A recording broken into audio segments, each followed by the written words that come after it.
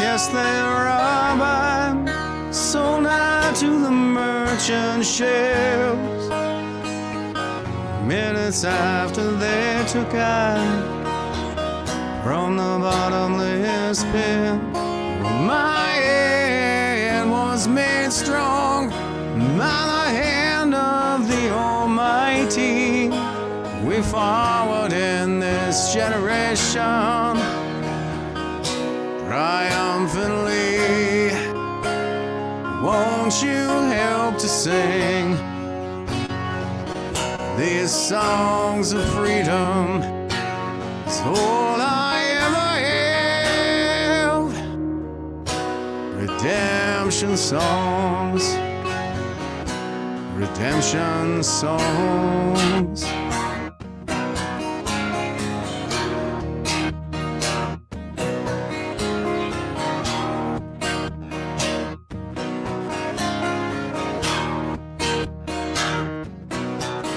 Emancipate yourselves from mental slavery. None but ourselves can free our minds. Oh, have no fear for atomic energy, 'cause none of them can stop the time. How long shall they kill our prophets while we stand aside and look? Some say it's just a part of it. Got to fulfill the book. Won't you help to sing these songs of freedom? It's all I ever have. Redemption songs, redemption songs, redemption songs.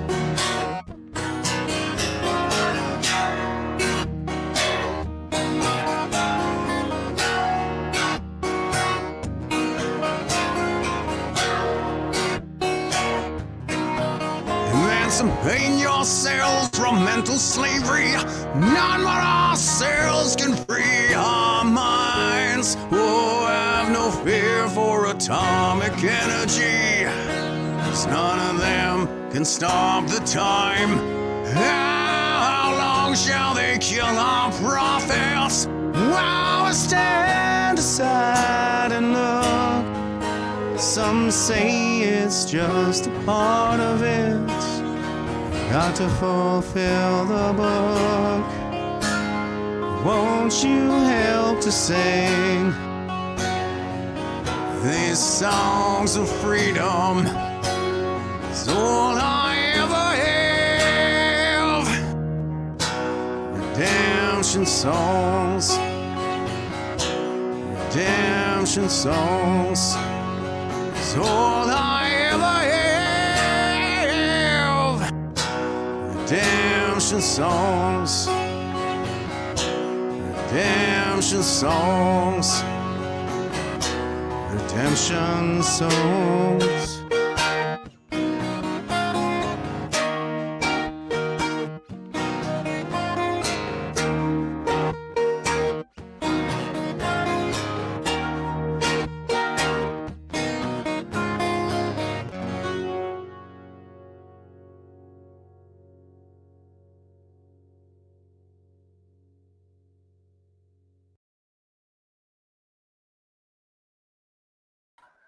Hey, what's up, troops? I'm Sergeant Major with Veterans for Freedom, Jeff Evely. I'm back with you now on this 15th day of January 2023. Actually, in light of the new branding, I don't know if it's Op Sergeant Major for Veterans for Freedom, but we're going to work on that. Okay, so I'm the magnanimous Gen Xer male, Jeff Evely, and we got a really great show lined up for you guys here today. Thanks for everybody for being with me. And for some reason, my banner is not scrolling, but that's okay.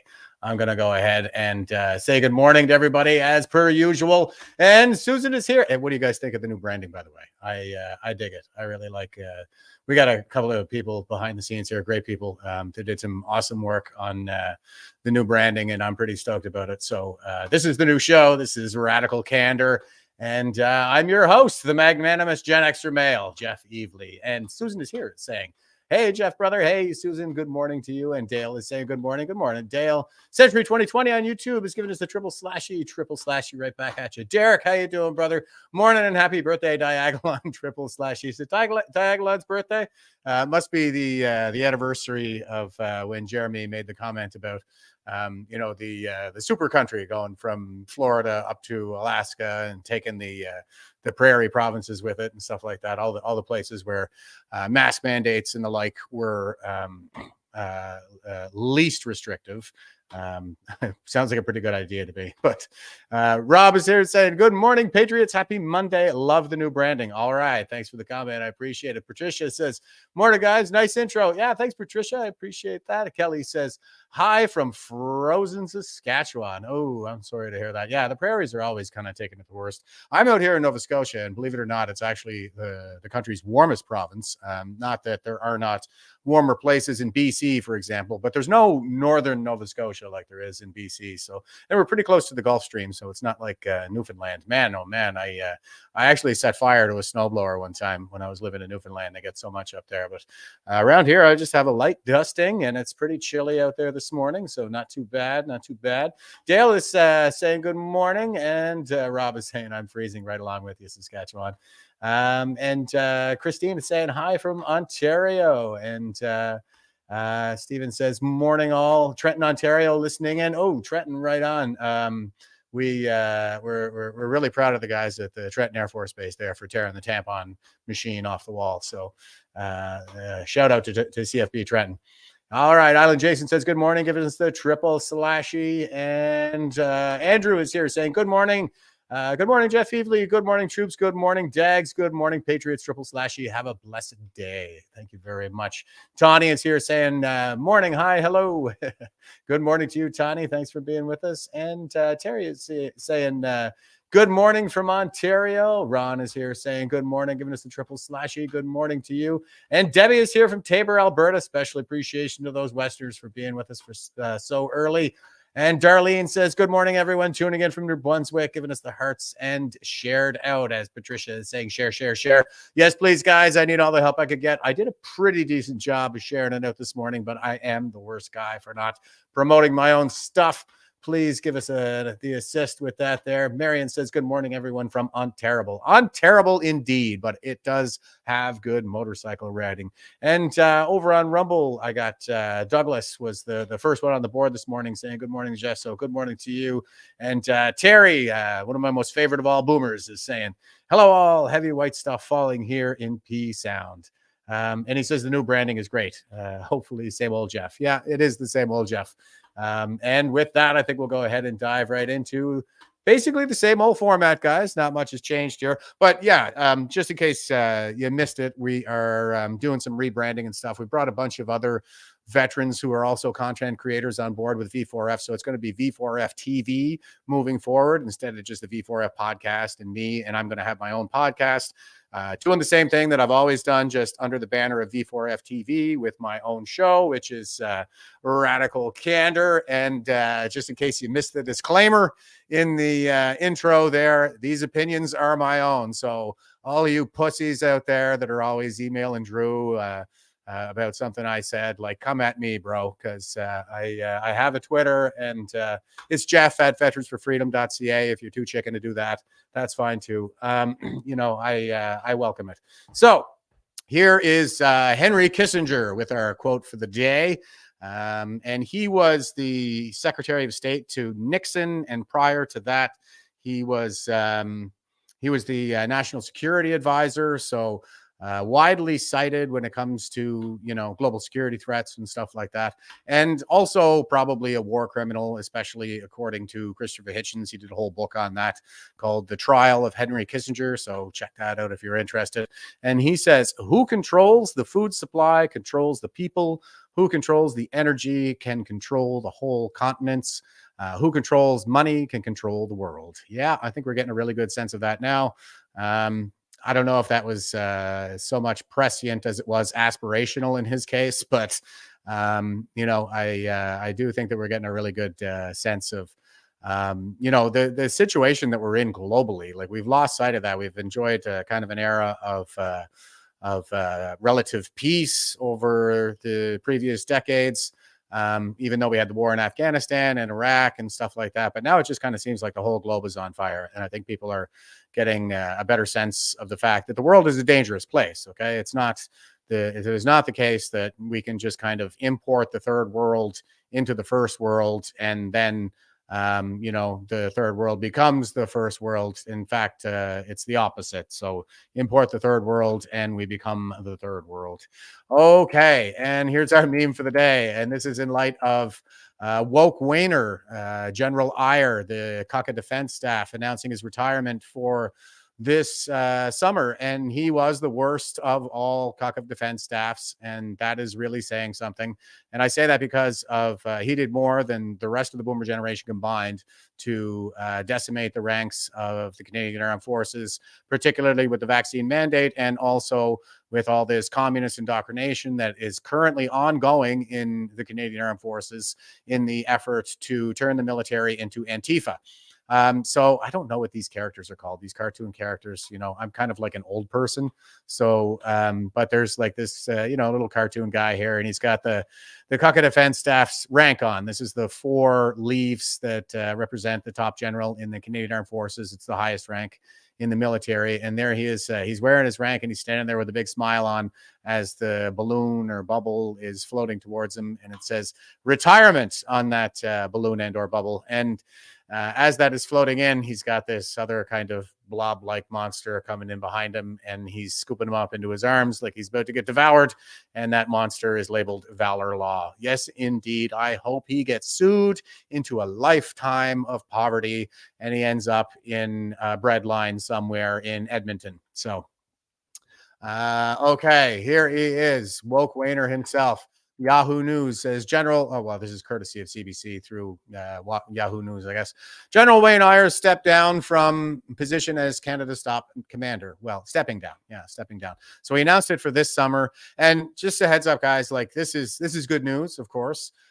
But it was probably going to happen anyway. Like a chief of defense staff generally has a tenure of about 3 to 5 years, and then they move on. So since he assumed the position in 2021, he's going to be moving on in the summer of 2024. So that would kind of put him right on schedule anyway.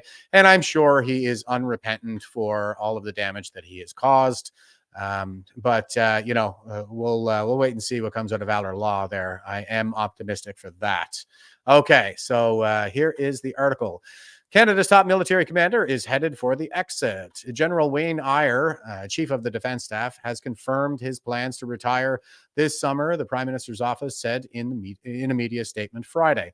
He has been in the job since February 2021 when he replaced now retired Admiral Art MacDonald as Chief of Defence Staff. MacDonald stepped aside after allegations of sexual misconduct surfaced, claims that the military police later decided not to pursue.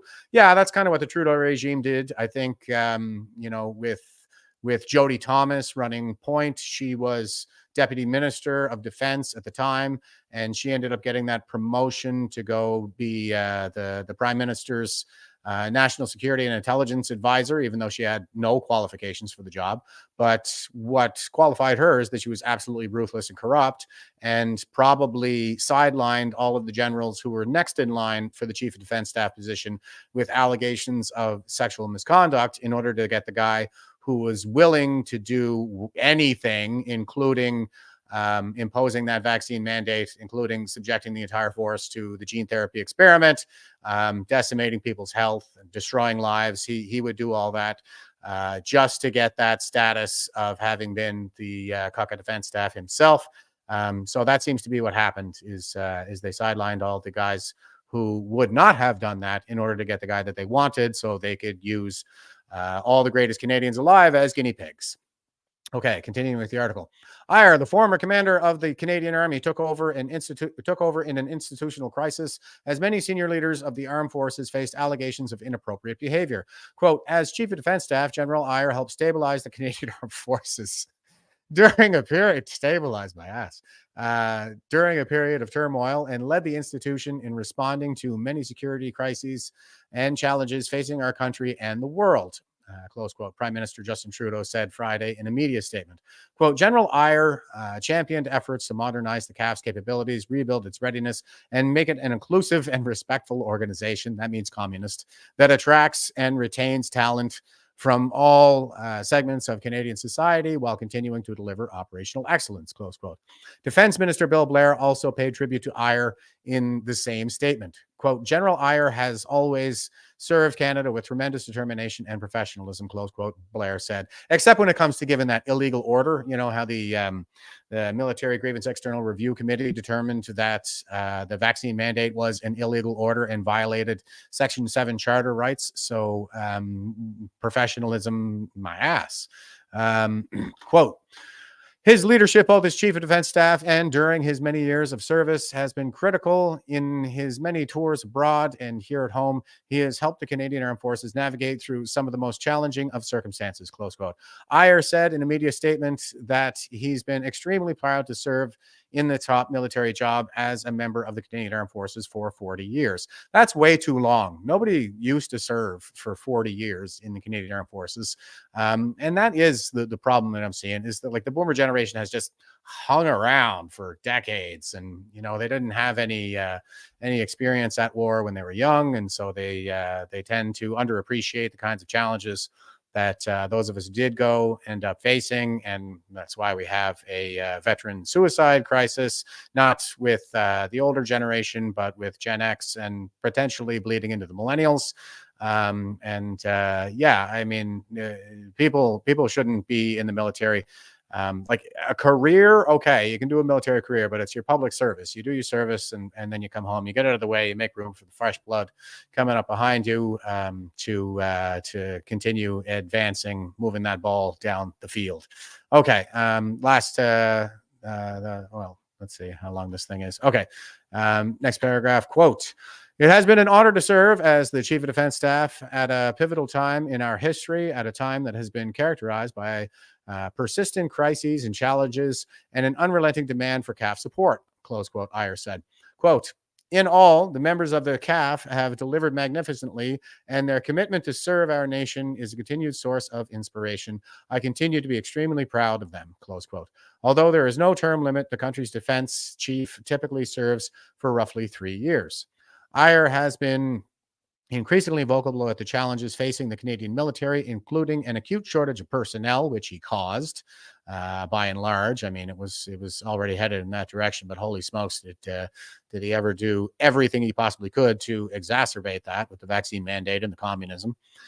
Shortage of personnel, outdated equipment, and constant demands for military support, particularly in response to domestic crises. I don't know that we have that capability anymore, the ability to respond to domestic crises. I mean, we did have the Nova Scotia wildfires. We had wildfires all over the place not too long ago.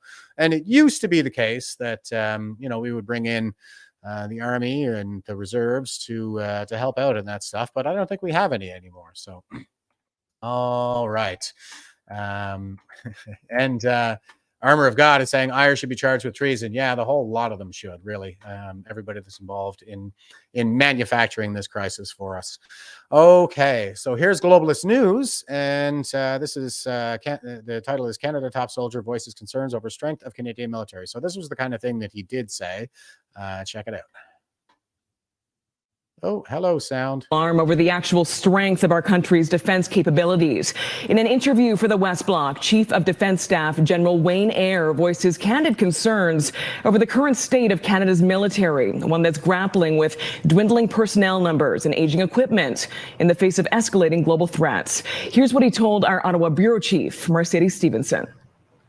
You are facing some extraordinary constraints, both with personnel, and it's been no secret. You've spoken publicly about how constrained you are because you are struggling with recruiting people and you are struggling with retention.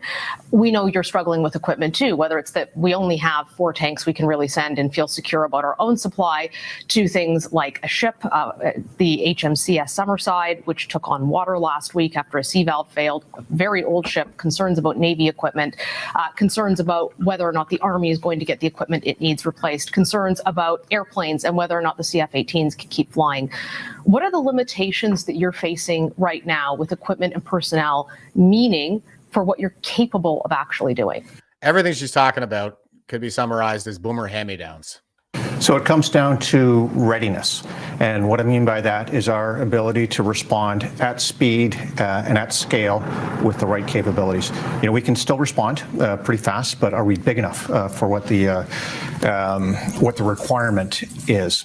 And so we need to work on all of those factors. You know, I am concerned because we see that increased demand signal around the world and here at home because our security situation globally is deteriorating. And what that means is it means boilerplate of buzzwords and talking points. And Patricia's pointing out, she's saying, I highly dislike how they broadcast how weak we are to the world. Yeah, not smart, right? Country is going to require more and more out of the Canadian Armed Forces in the years to come. And so our job is to be ready. Do you think it's fair to say that we're in a decade of darkness? It was used about the 90s, but I keep hearing it from troops and from retired generals. Is this a new decade of darkness? It's been 3 decades of darkness, approaching 4. So, yeah, I mean, we pretended like we had a military when the war was on and they wanted to save face and not have to tell people that we couldn't meet our commitments. But the reality is that they sent us to Afghanistan, not me personally, but the combat guys in the Houthis Jeep, which was dangerously, grossly inadequate to counter the IED threat. And green uniforms. They sent us over there in green uniforms. Like, it was a complete joke, and just atrocious that we ever sent people to war under those circumstances. But it is just kind of a political pawn as we can keep up the facade of being a serious country. Okay, I'll let him finish out here. History will tell. I think it's too early to say if it's a decade of darkness. I've certainly faced some challenges in this position, and the armed forces writ large are facing some challenges. But our job is to do everything we can within our power to make it better, to be ready. Yeah, that's not happening anytime soon. I don't think I need to elaborate on that, but yeah, Canada's military is functionally destroyed. And it's like I say, it's just a prop for political optics. Okay. Oh, let's see. Oh, and here is a look back for Raquel Dancho and her comments on the matter. I thought this was spot on. Here she goes. Canada must be prepared for a worst case scenario. This is the government's paramount responsibility, Mr. Speaker. So to the Defence Minister, I ask. Oh, and everybody must get stoned over on Rumble is saying they'll make him a senator. Yeah, I think that's pretty much it. I mean, he's loyal to the regime, and that's what it's all about these days. It has nothing to do with competence or ethics, for that matter, or, you know, a respect for the rule of law. It has everything to do with loyalty to the regime and its agenda. So this guy is probably going to be a senator at some point in the future. What meetings has she had with Cabinet and her allied counterparts to prepare Canada in the event Russia acts on their threat and retaliates? Government is prepared for any eventuality. We are putting in across-the-board measures to support Ukraine in this situation. We have NORAD modernization as our priority. We are working very closely with our American counterparts, and we will leave no stone unturned for the safety and security of this country, this continent, and indeed Ukraine itself. Thank you, Mr. President. Russia has four. So what measures are in place? Boilerplate of talking points. 40 nuclear-powered weaponized icebreakers. Do you want to know how many Canada has? 0. Russia has 18 military bases near Canada's Arctic border, whereas we are struggling to get one naval base up and running. Shameful. Wow. Yesterday, Russia's foreign affairs minister said, quote, "A third world war will be nuclear and it will be devastating." These remarks are deeply concerning and present a serious threat to our national security and public safety. So I'm asking the government, what measures are they taking this seriously, Mr. Speaker? I'm not quite convinced by the Minister's of Defense answers. What meetings has she had to make sure we are prepared? Yeah, great question. Mr. Speaker, I would like to assure my honourable colleague and this House of Commons that we are indeed prepared for every eventuality. How are you prepared? What preparations are in place? Including the information that we have received relating to nuclear oversions that Mr. Putin has been making. I would like to say Information received is not a preparation. that we need to be non-provocative and we need to be rational in this situation. Non-provocative would be not sending all kinds of equipment and ammunition to Ukraine as they're fighting a war with Russia. And we need to act together as a country and support each other in this time of need. Thank you, Mr. Speaker. General, just with my last minute, would you say that Canada is prepared for any eventuality in terms of defending itself? Mr. Chair, any eventuality is a pretty broad characterization of the security environment, and we have to deal in probabilities because the imagination could run wild, and so we need to. Sorry. I was just going to say, when the war in Ukraine, the Russian invasion first broke out, I had brought the question to our Minister of Defense, Minister Anand, to ask, is Canada prepared for the threats that Russia is making, not only to Ukraine, but to the world and those who help defend Ukraine? And she responded that Canada is prepared for any eventuality. But given your comments and what we've learned during the study, I'm very concerned that that is not the case. Just with my concluding few seconds, can you comment on what needs to be done today in the coming months to ensure we are prepared for the most likely or any eventuality? So, Mr. Chair, as I stated, we need to rebuild our readiness so that we can respond with sufficient number of forces at the speed required. And so that is what we are focused on right now, those 4 elements of readiness that I talked about. Thank you very much, sir. Yeah, boilerplate of platitudes. Okay, and here is the tweet that we put out there a while ago. Veterans for Freedom tweeting out, the CAF keeping the standards high for 47 of the 100 plus military occupations, just under 50%. There is no longer the requirement for passing the CFAT, and the CFAT is the Canadian Forces Aptitude Test. As I pointed out here before, it was the U.S. military that originally designed the IQ test and determined that if you had an IQ below 85, there was simply no job anywhere in the military that you could perform. We have the CFAT. It's not an IQ test specifically, but yeah, there's a certain level of aptitude required in order to be functional in such an institution, and now they're dispensing with that requirement. I can't even believe some of the trades they're getting rid of that for. So, continuing with the tweet, it says the CFAT is the Canadian Forces aptitude test, which tests the applicant's English, math, and spatial awareness, which determines which occupations you are suited for. This is a recipe for disaster, as being able to communicate through a common language is critical to CAF training and operations. This has most likely been implemented to accommodate the 2,600 permanent residents who, according to our Canadian Forces recruiting group source, are the mostly quote-unquote East Indian who use quote-unquote broken English and quote use Google Translate to send emails. Yeah, that's about the size of it. And this is exactly what happened at the end of the Roman Empire, when the legionnaires deserted because, of course, they were getting treated like crap, and they flooded the ranks of the military with barbarian tribes. And then, when a war breaks out with one of these neighboring tribes, how likely are those tribesmen to go to war with their own tribe? Well, not very likely. People maintain their allegiances to their family first, to their community second, communities being tribes, essentially. So yeah, it's, if we have to go to war with China, how likely are the Chinese within the ranks to fight their own people, or the Indians for that matter? Not that I think India is really a threat to us, per se. They should be an ally, and it's all too convenient for the Chinese that there's this polarization between Canada and India right now, because they would be the ideal ally, especially in that region of the world. And I just can't believe some of the stuff they're dispensing with. The aptitude test for like avionics systems technician. You think maybe like that's a math intensive trade. Like it's a high tech trade.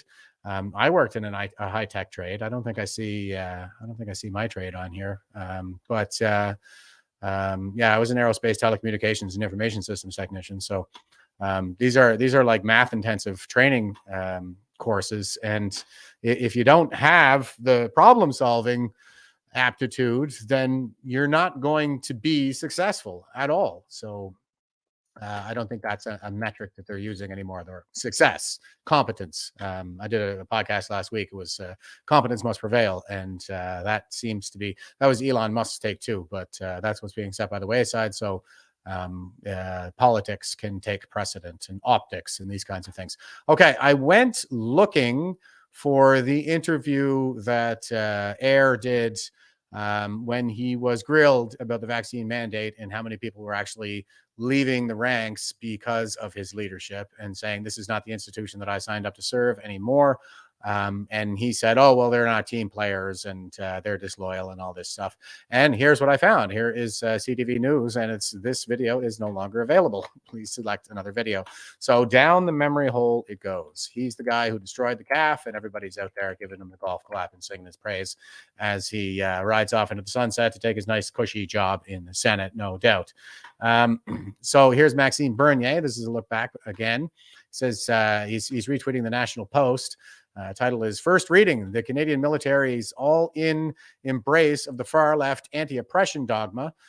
The official position of the Canadian Armed Forces is that they and the country they serve are irredeemably racist and oppressive. Yeah, let's fill the ranks with a bunch of people from the third world, brown people or whatever you want to say, and tell them that this country is irredeemably racist and oppressive, indoctrinate them into a Marxist communist ideology, and effectively we will have Antifa where our military used to be. So it'll be pretty good. Like a third world country's military is pretty good at oppressing its own citizens, but totally useless when it comes to defending the country.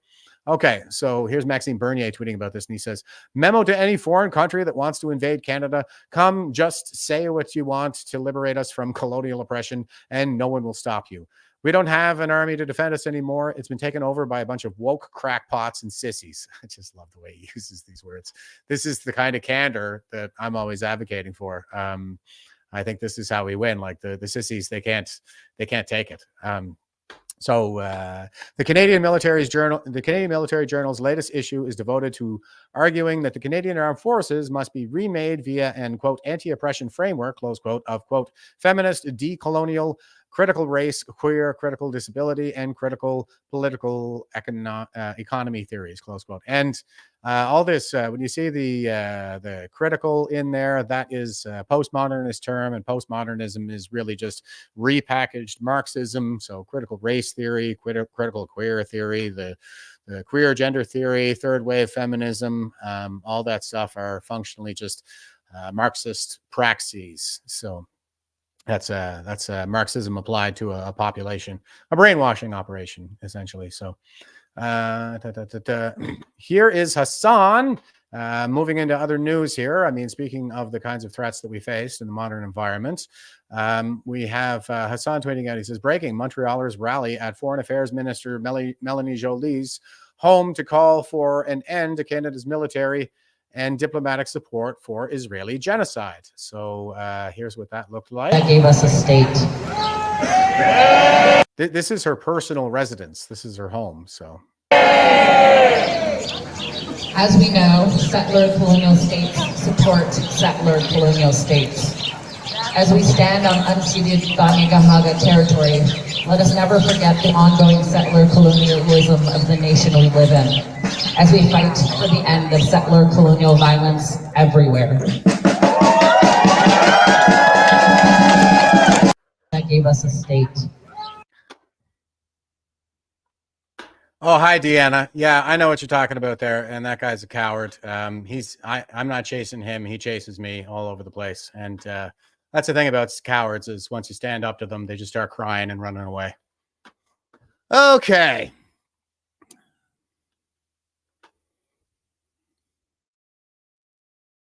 But I have a court date coming up, so that's all I'm going to say about that. All right, here we go. Mourn the dead, fight like hell, and for the living. Okay, so this is what they're going on about. Community gathering, mourn the dead, fight like hell, for the living. End Canadian support for genocide. Join us at the Foreign Affairs Minister Melanie Joly's Montreal home to affirm and celebrate Palestinian life and resistance. And there's the date and all that stuff. But anyway, yeah, this is kind of highly inappropriate and obviously intended to intimidate, not to raise awareness. If they wanted to really raise awareness, then they would go to a consulate, they would go to some kind of a government building, or something of the like, somewhere appropriate. Okay, here is Contrarian on Twitter. It says, Toronto Sun just broke the news. Anti-Israel protesters are backed by several organizations and being paid many thousands of dollars to protest.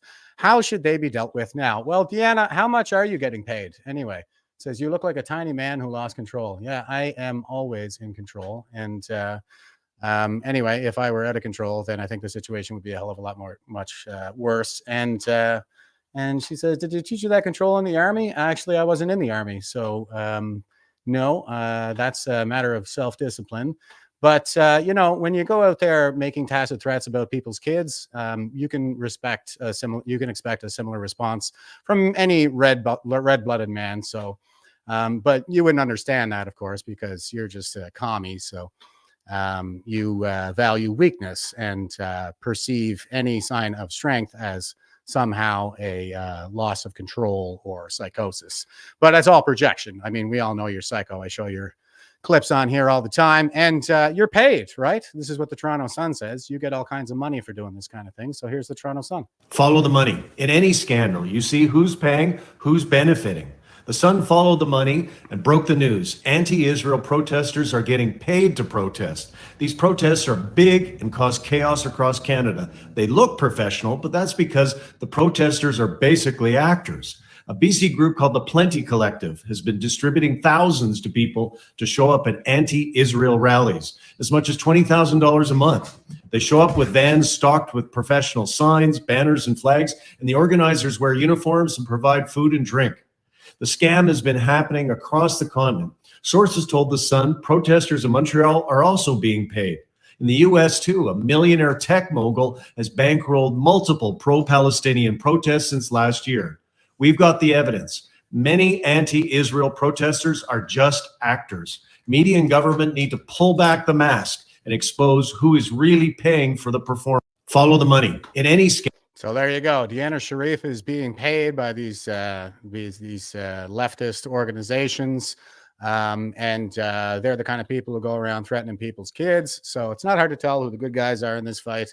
It's not the people that are threatening other people's kids for differences over a political matter. It's the scumbags like Deanna Sharif. All right.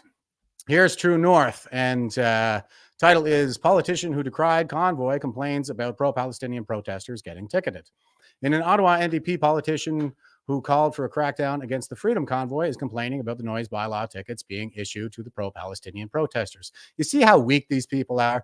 Weak, hypocritical, psychos who just project all of their own personal evil and pedophilic impulses onto the rest of us, like Deanna Sharif. Just nasty lowlifes across the board. Okay, Joel Harden, a socialist member of Ontario's legislature, was ticketed for using megaphone at a rally and is now highlighting the need to protect, quote, core civil liberties, close quote. And there he is making the tweet. I love Ottawa, but I'm disappointed in my city. Using a small megaphone to advocate for Palestinian human rights gets you a $490 fine. Oh, that medicine. Your own medicine don't taste so good when it's you taking it, huh? Right, Deanna, you scumbag? Okay, so Harden expressed the frustration with being fined in a letter to Ottawa Mayor Mark Sutcliffe and members of Ottawa City Council. Quote, the Palestinian community has hosted weekly protests expressing heartfelt anguished grief for reasons one can fully appreciate it, close quote. He said, quote, the Palestinian events I've witnessed have been passionate, but the noise involved was not excessive, no louder than the Capitol Pride or several of our city's terrific street festivals, close quote. And the same could be said, of course, of the Freedom Convoy. But as is the case right now across the board, those of us who stand up for kids and stand up for fundamental freedoms, human dignity, bodily autonomy, that kind of thing, we face this kind of oppression where the whole narrative is flipped and good is evil and evil is good.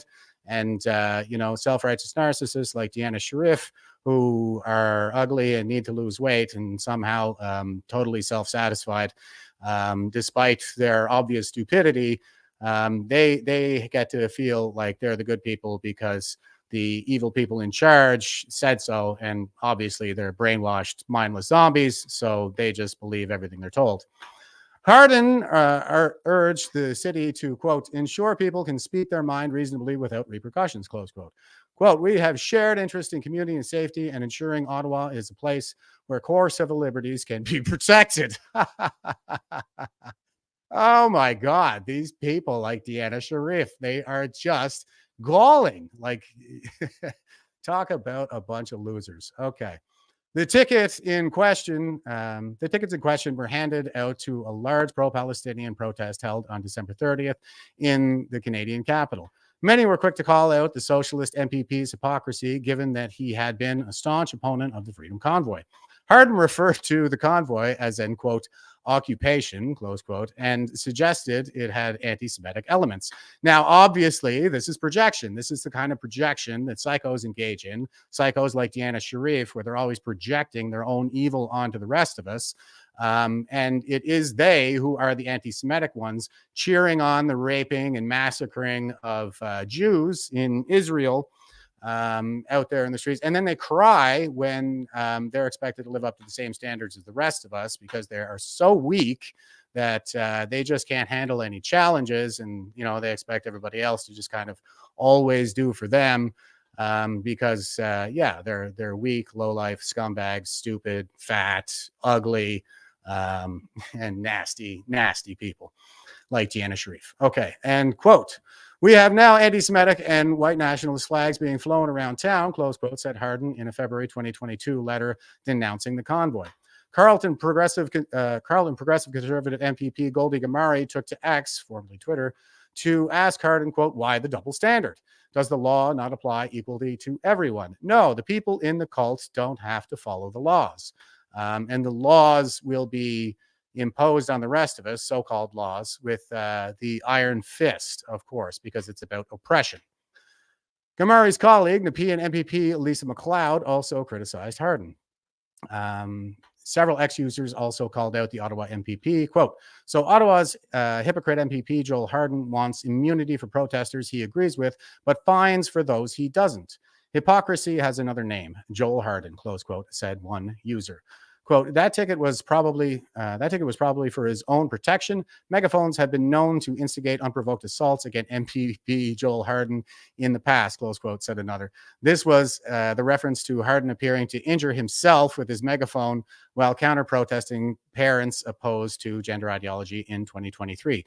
And he used that. He hit himself. This is how despicable people like Deanna Sharif are. He used this incident where he hit himself with the megaphone and he got this little cut here. He tried to say that that was violence on the part of the people trying to protect children, the ones that were out there demonstrating against gender ideology in the schools, which of course is the brainwashing operation to indoctrinate kids into a radical gender ideology and confuse them sexually to the point that they end up butchering themselves into permanent medical patients to provide livestock to promote big pharma profits, because that's what Deanna Sharif is all about: abusing children, exploiting as many people as possible. Okay, Harden was not the only prominent anti-convoy figure to oppose the handing out of noise fines in pro-Palestine protesters.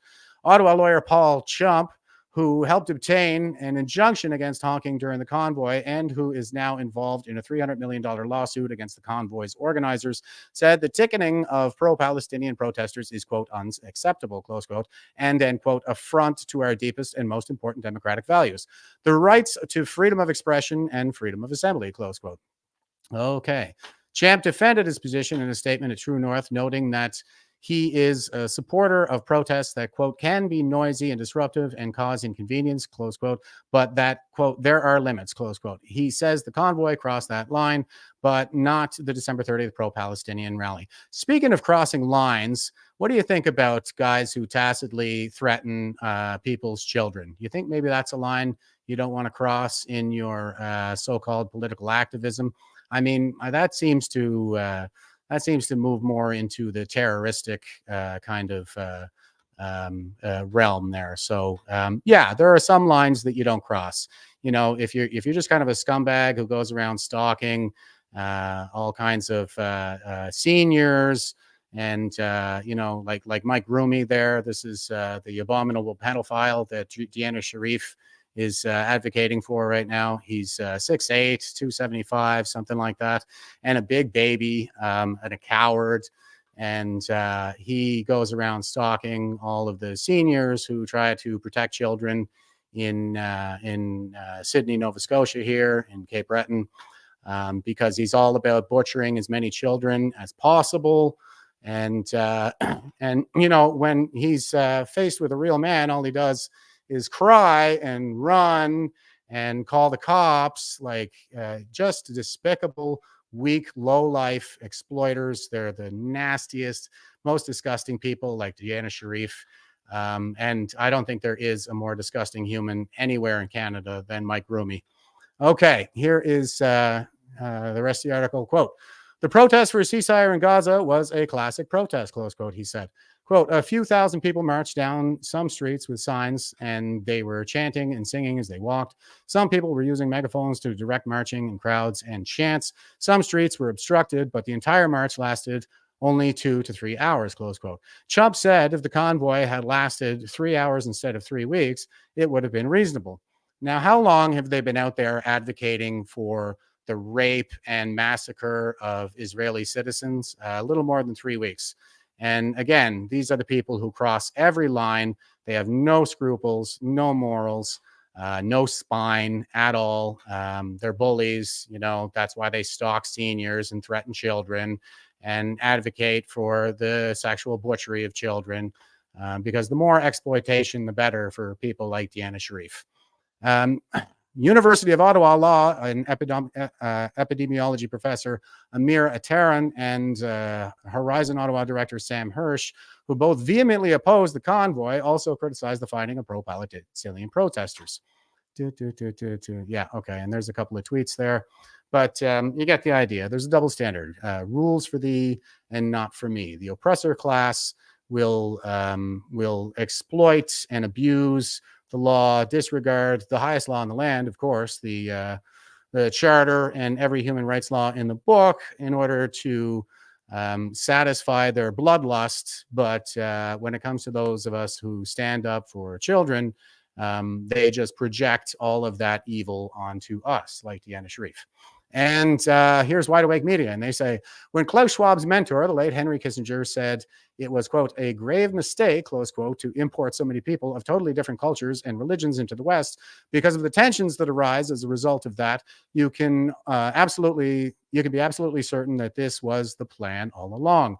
Quote, if, quote, divide and conquer, close quote, wasn't such an effective strategy, globalists wouldn't employ it so extensively. So here you go. Here's Henry Kissinger. And like I said, he's basically a war criminal, but widely cited out there. Here he is. Henry, for you, being born in Germany and having survived the Holocaust, how does it feel if now on Berlin streets, Arabs are celebrating the attack on Israel publicly and are distributing sweets to other people? And Shiloh is joining us a little bit late here over on Rumble, but she's doing her push-ups already. So great job there, Shiloh. I think we got a pretty well-disciplined bunch around here by this point. It's really great. It was a grave mistake to let in so many people of totally different cultural and religious and concepts, because it creates a pressure group inside each country that does that. There you go. It was a grave mistake. And Rob is pointing out those who protest the private residences of a politician or anyone should be charged with criminal harassment. And so should Mike Roomey for all the stalking he does of Cape Breton seniors. I keep telling him to show up at my place sometime and see what happens. But of course, he's a massive coward. And as he showed on Friday night. And that's not going to happen anytime soon, which is unfortunate. Okay. Unfortunate for me, fortunate for him. Okay, and just an example of the kinds of problems that we can expect to see if we just continue down this destructive path. Here is I am yes, you are no on Twitter, X, and says African migrant slaps white woman in the face after she refuses his perverted advances. Another migrant then kicks her from behind. They all laugh. These are very sick people. Well, she's not wearing a hijab or a burqa or a niqab. So in their eyes, she's basically a whore and they can do whatever they want to her.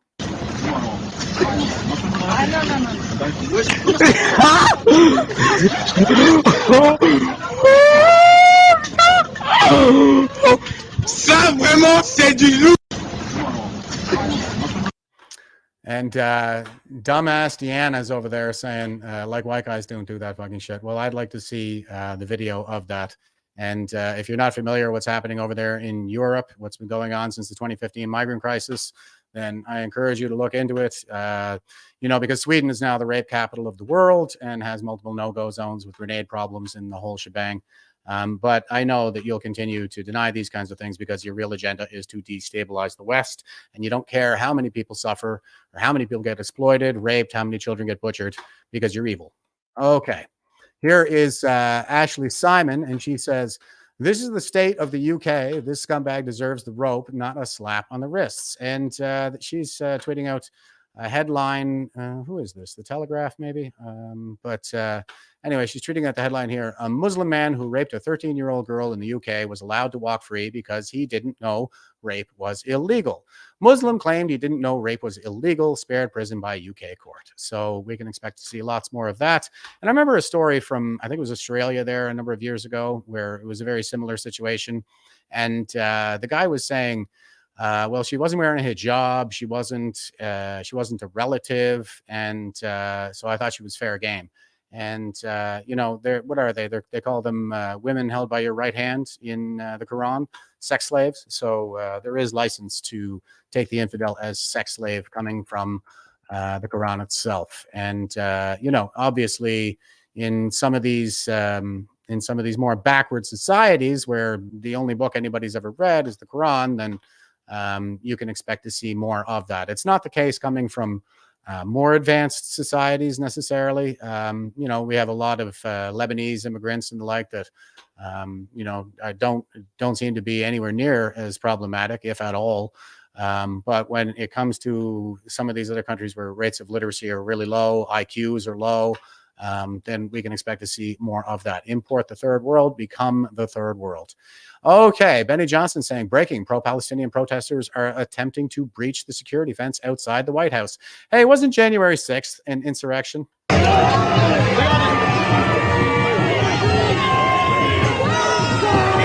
Rob's giving me the proper quote here. It's those your right hand possesses. Yeah, that's sex slaves in the Quran.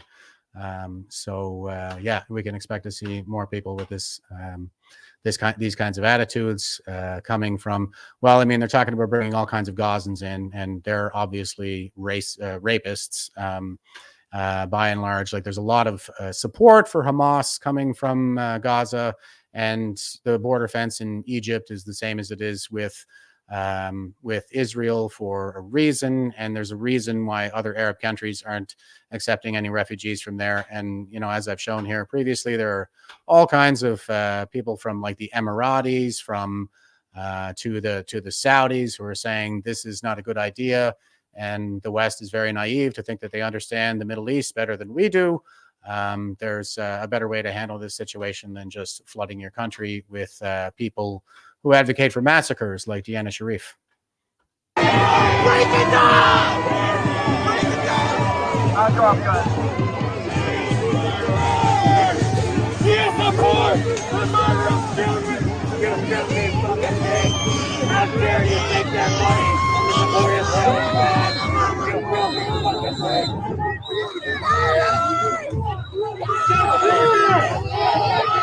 Get in!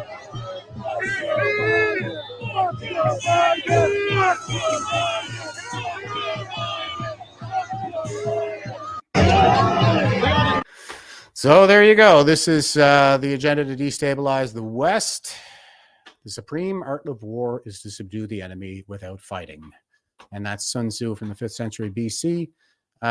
So here's Visegrad 24. They say, breaking, anti-Israel protesters react to the airstrikes against Yemen by gathering at Times Square in New York, chanting, quote, UK and US go to hell. Well, now I'll get into this a little bit, what's going on in Yemen right now in a minute, but let's have a look at this. US, UK, go to hell! Biden's got to hear you all the way from DC. Are you ready? It is right to rebel! It is right to rebel! US, UK, go to hell! US, UK, go to hell! Yemen to Palestine! Imperialism is a crime! Okay, so there we go. And what are they protesting? They're protesting the bombing of the Houthi rebels there in Yemen. And here is Son of a Bench, and he says pro-Palestinian activists have switched it up to supporting the Houthi terrorists in Yemen. Quote, Yemen, Yemen, make us proud, turn another ship around, and quote, long live the Intifada. Intifada basically means Jew hunting.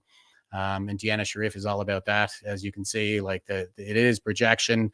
They're the ones who are anti-Semitic, and they'll call us these kinds of things because that's how the evil mind works. It just projects all of its own personal evil onto the rest of us. And says Toronto has turned into a hotbed for Middle East activism. Okay, so here it is. Yemen, Yemen, make us proud! Turn another ship around! Make us proud! Yemen, make us proud! Yemen, Yemen, make us proud! Yemen, Yemen, make us proud! Turn another ship around! Turn another ship around! Turn another ship around! Turn another ship around! No justice! No peace! No justice! No peace! No justice! No peace! And Deanna's saying, breaking, Jeff Eveley spends a whole stream talking about an amazing woman named Deanna Sharif. Oh, well, who has the obsession here? You're the one in here trolling my live stream. So again, folks, I'm just using this slob as an example of projection because that is how the evil mind works. You're totally obsessed with me, obviously, and you just project all of that nastiness onto the rest of us. So.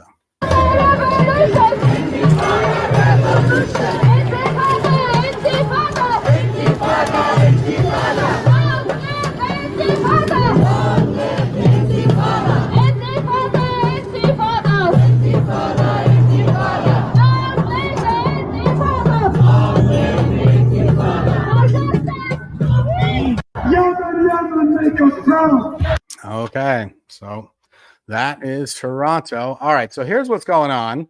And this is a pretty good tweet here by W.M. Brady on X, and he's saying, the Houthis killed over 100,000 Yemenis in an ongoing civil war. They're not the legitimate or recognized government of Yemen. They are rebels and terrorists. Their allies are Noco, Syria, and Iran. They attack merchant ships. Exhibit 1, their flag. Exhibit 2, a map. So here's the flag. And here on the left, we have the Arabic version. And here on the right, we have the translation. It says, Allah is great. Death to America. Death to Israel. A curse upon the Jews. Victory to Islam. So, yeah, are these the good guys that these people are out there cheering for? Obviously not. These guys are sick and evil. And here is the map that he's talking about as well. So this is Yemen overall. And we have the Republic of Yemen that is internationally recognized, shown here in the rose color. And that takes up most of the map. And then down here in the south, we have the secessionist militia, pro-government since 2022. So they seem to be moving into the orbit of the Republic of Yemen. And these guys, okay, well, and also there's Al-Qaeda, ISIS that have this territory right here in the middle. And this was, Yemen was the location where Anwar, the American al-Awlaki, got droned. He was the mastermind of the Fort Hood shooting there. Major Nadal Hassan, who went on a shooting rampage at Fort Hood in Texas. And Obama made the survivors of the veterans who thwarted the attack, who charged, who ran toward the shooting to stop him, because that's what real men do.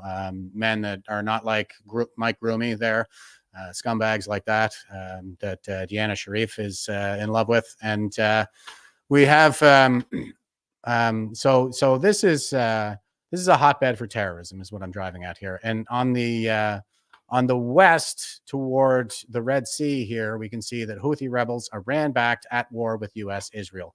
So these are proxies for Iran. And over here in the east, we have the Republic of Yemen, and they are mostly backed by Saudi. So it's a proxy war, essentially, that's taking place between Iran and Saudi. And Iran is the real threat in the region, like I've been saying for a while now. Iran is the real threat. So they back these Houthi rebels, the terrorists, and as part of the destabilization agenda. And here we have the what do they call it? I think they call it the Strait of Tears. That's what they like to call it, because all the shipping has to come through here, through this strait right here, to get into the Red Sea and up to the Suez Canal. So there's all kinds of cargo shipping and the like that comes through there. They've been attacking those cargo ships, and the U.S. responded by bombing the Houthi rebels. Now, there was a bit of a delay in that, and I think it's really more like a warning shot so far to try to contain that, just to get them to stop attacking ships. And the thing is that the reason why they're going at it that way, why it's this kind of gradual escalation, is because Iran also had some troops in this region who are helping the Houthi militia, and the U.S. wanted to give Iran a chance to get its troops out of the way so they could go after the Houthis in order to avoid bigger conflict with Iran. So. And here is the Wall Street Journal. They say U.S.-led coalition launches strikes on multiple Houthi rebels targets in Yemen. Iran-backed group defied ultimatum to halt attacks on ships in Red Sea. So yeah, they gave them the ultimatum. They wouldn't abide by it. The U.S. gave them a chance to gave the Iranians a chance to get all of their troops out of the region, and now the Houthis are getting their comeuppance. But I don't think it's going to be part of a broader campaign. They just want to get them to stop what they're doing right now. They might end up, of course, having to conduct operations to take out the Houthis altogether, but only time will tell.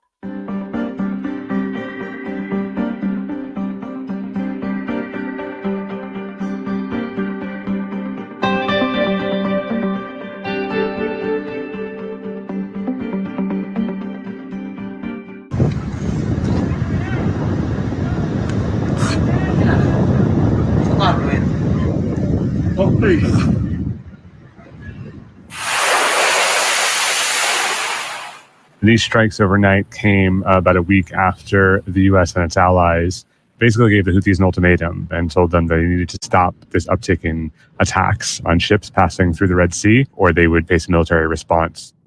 And what we've seen overnight is that, yes, they are willing to respond.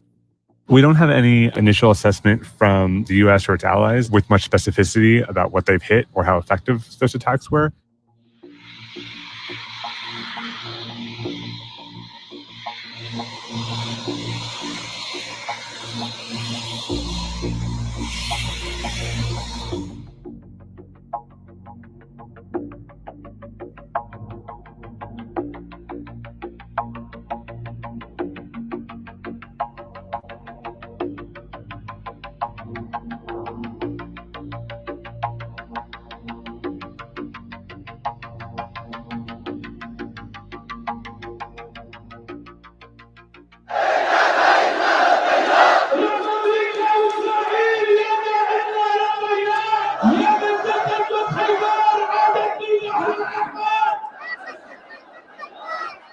The Houthis have said that these strikes would not deter them from threatening shipping lanes, which they've increased these attacks in response to Israel's war in Gaza, of course. So if you're just listening, they're burning the American and Israeli flag there. Their rallying cry is death to Israel, death to the U.S. So in some ways, this could embolden them. It has given them a confrontation that they've been sort of asking for a long time. So, while the U.S. is trying to frame this as a deterrent step, it could be a move towards a larger confrontation.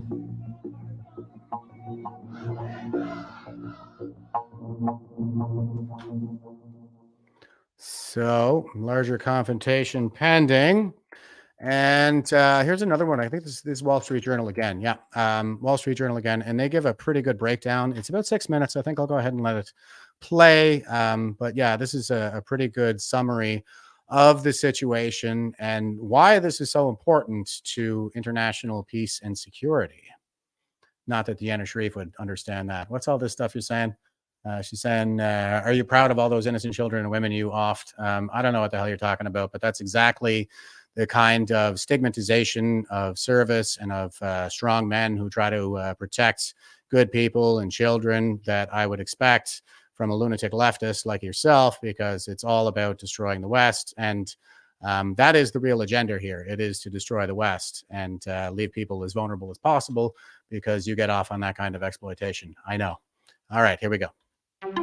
This strait is called the Bab el-Mandab, meaning the Gate of Tears. Vessels have to go through the passage to get to the Suez Canal, which handles about 12% of world trade and is a major maritime choke point. But this is also one of the most dangerous shipping areas on the globe. In the months following the Hamas-Israel war, a commercial ship was hijacked here, another was targeted by a drone here, and these circles represent other attacks by militants on boats in the strategic zone. Avoiding it means adding thousands of nautical miles by traveling around the Cape at the bottom of Africa, an expensive and time-consuming venture. Instead, some vessels are looking to bolster security to avoid disruption in the Red Sea and mitigate against delays that could see consumer prices rise. Here's how. Recent attacks on commercial vessels in the key waterway have been launched by the Houthis, an Iran-backed militant group in Yemen. The Houthis are using positions next to the Bab el-Mandab to target merchant vessels, in what it says is a response to the Hamas-Israel war. They have attacked boats with missiles, with drones, and in one case actually seized a boat in a very dramatic heist. This body cam footage shows the moment armed militants land a helicopter on the deck of a cargo ship before storming into the bridge.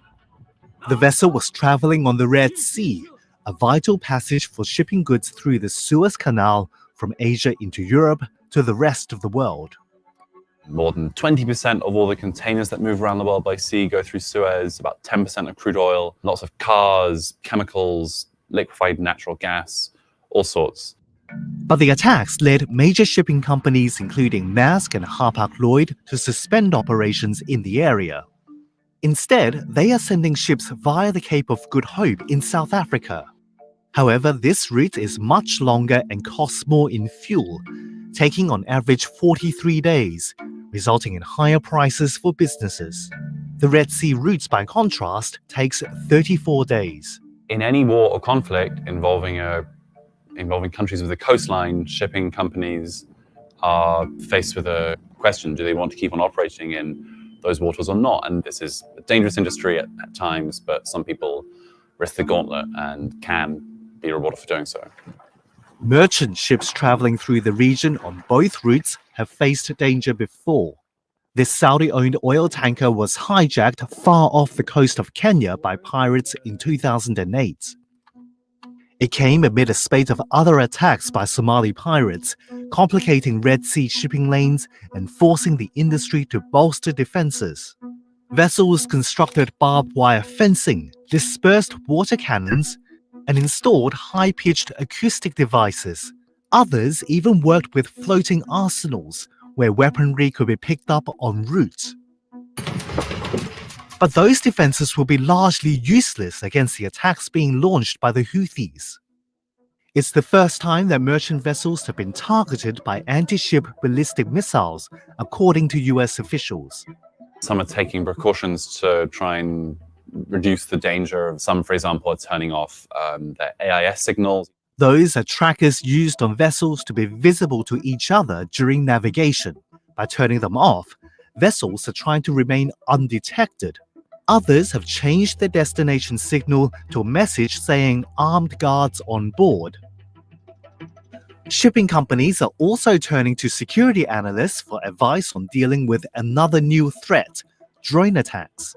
This is a revolution in the nature of war that played out in Ukraine and is now at play in the Red Sea as well. But one possible measure is learning how to spot drones as they're incoming early, so that a ship could then sail to a safe location.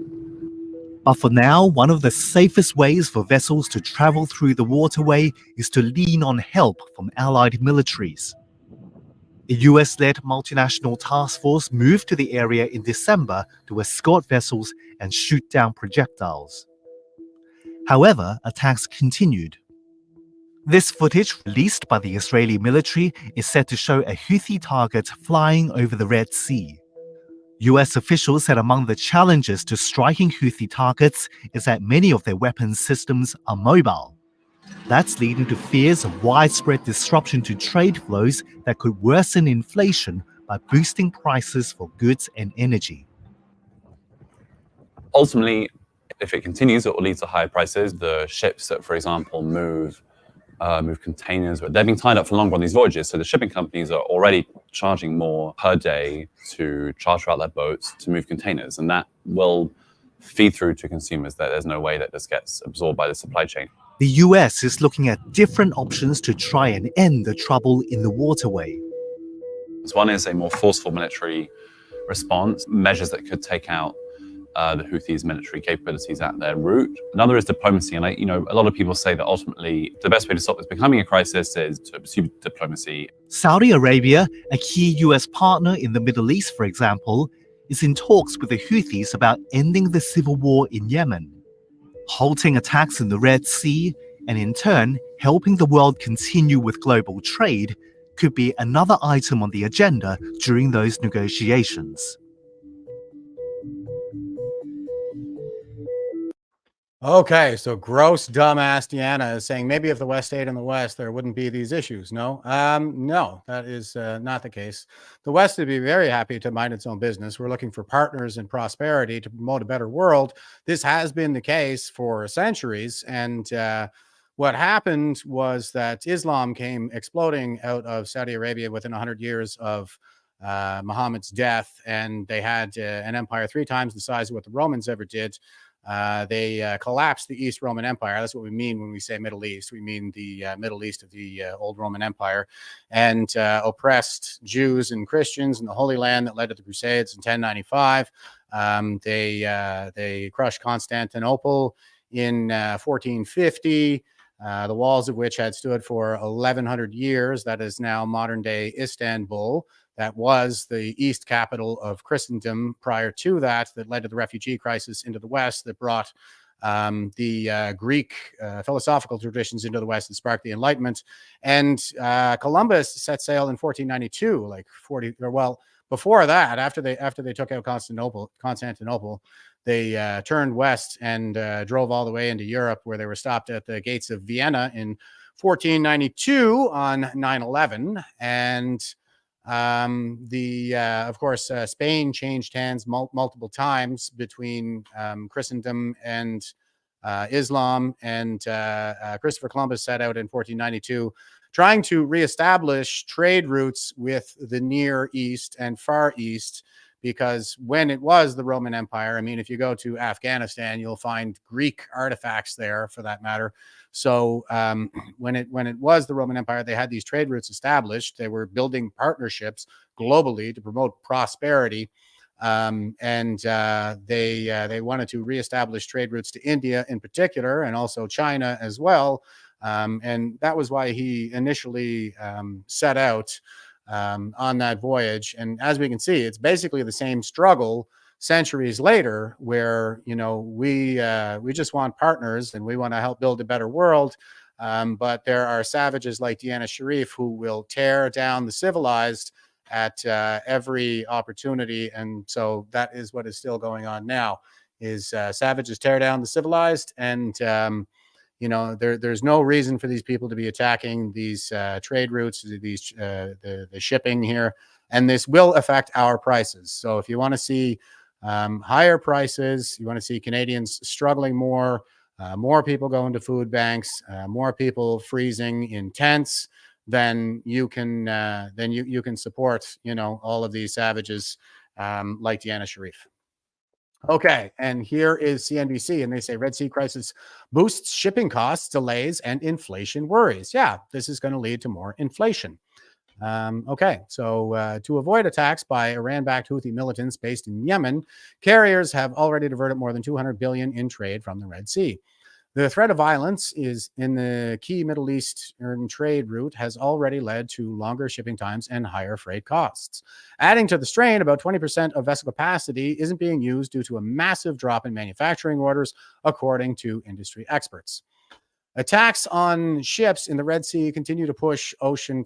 Hey, speaking of savages tearing down the civilized, how did Mike Groomy find that girl's dead body in the woods when the cops couldn't? And why did he make a video of it and post it on social media to improve his following? I mean, even if he didn't kill her, then that indicates a pretty low regard for human life and human dignity. Not just like to say nothing of the you know, of respect for the family, but that's the kind of people that we're dealing with here, folks. They're sick, evil bastards, right, Deanna? Okay, so here we go. Attacks on ships in the Red Sea continue to push open ocean rates higher, triggering warnings of inflation and delayed goods. To avoid strikes by Iran-backed Houthi militants based in Yemen, carriers have already diverted more than $200 billion in trade over the past several weeks away from the crucial Middle Eastern trade route, which, along with the Suez Canal, connects to the Mediterranean Sea to the Indian Ocean. See, this is what it's about. It's always been about those trade relationships. And, you know, the Middle East is more than welcome to join with us in our prosperity as well, but they seem absolutely fixated on conquering and destroying. This has created multiple front storm. Well, you know what? I mean, it's probably just prior to the stealing of the 2020 election by Joe Biden. There were probably no greater signs of hope than we saw in the lead up to that, because of the Abraham Accords that were put in place under the great Donald Trump. And of course, Saudi Arabia was posed to join in the Abraham Accords. And the Abraham Accords were to normalize relations with Israel. They were basically a direct repudiation of the Khartoum Resolution, which was no peace with Israel, no normalization of relations with Israel, and no negotiations with Israel. And that was signed in the Sudan, and later, oh, sorry, no, it's not the Sudan. Where is Khartoum again? It's anyway, they signed on to the Abraham Accords, so that was a huge step in the right direction. And you know, we had all these the UAE signed on to the Abraham Accords. They were just lighting the menorah during Hanukkah this previous season, and Saudi Arabia was poised to sign the Abraham Accords, which would have been a massive step towards peace in the Middle East. But Iran is the real threat, and so they start stirring up all this trouble with their proxies like Hamas. And now we see that Saudi Arabia is going the way of BRICS, and so that's not a good sign, especially for freedom globally, for human dignity globally, for stability globally. That's all in the wake of Joe Biden's theft of the 2020 election. So back to the article. This has created multiple front storm for global trade, according to logistic managers. Freight rates increasingly daily, additional surcharges, longer shipping times, and the threat that spring and summer products will be late due to vessel arriving in China as they travel the long way around South Africa's Cape of Good Hope. Quote, the supply chain pressures that caused the transitory part of inflation in 2022 may be about to return if the problems in the Red Sea and the Indian Ocean continue, close quote, said Larry Lindsay, chief executive of Global Economic Advisory from the Lindsay Group. The U.S. Federal Reserve and other central banks have been battling high inflation with rate increases, although it's likely the Fed will start cutting rates soon. Quote, neither the Fed nor the ECB can do anything about them and will likely, quote, look through, close quote, the inflation they cause, potentially leading to rate cuts despite somewhat heightening inflation pressures, close quote, Lindsay said. The persistent violence against commercial ships drew a stern warning from the United States, Japan, and the United Kingdom, and 9 other nations on Wednesday. Quote, the Houthis will bear the responsibility of the consequences. They should continue to threaten lives, the global economy, and free flow of commerce in the region's critical waterways, close quote, the country said in a joint statement. In the meantime, about 20% of vessel capacity isn't being used due to a massive drop in manufacturing orders, according to the industry experts. Instead, ocean carriers continue to cut their sailing, while tight capacity and longer travel times are fueling rate increases. Rates for freight traveling from Asia to Northern Europe more than doubled this week, above $4,000 per 40-foot equivalent unit container. Asia Mediterranean prices climbed to $5,175 per container. Some carriers have announced rates above $6,000 per 40-foot container for Mediterranean shipments starting mid-month, with surcharges ranging from $500 to $2,700 per container. Quote, given the sudden upward movement of the ocean freight pricing, we should expect to see these higher costs trickle down the supply chain and impact consumers as we move through the first quarter, close quote, said Alan Bayer, CEO of Shipping from OLUSA.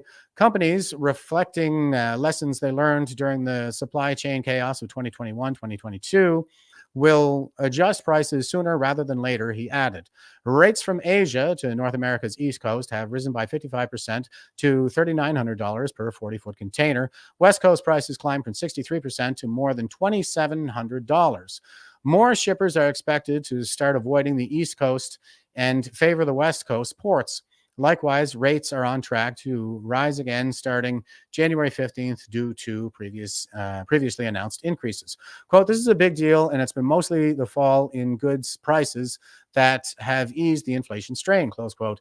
Peter Bachvar, investment chief at Bleakley Financial Group, told CNBC, quote, and while the battles going on in the Red Sea could end at any moment if the war in Gaza ends, it's a reminder to the Fed that if you can't get complacent with their inflation fight if they don't want to repeat the 1970s. Yeah, and all that really needs to happen here is for Hamas to surrender and return the hostages and stop raping everybody. But, people like Deanna Sharif are all about that stuff.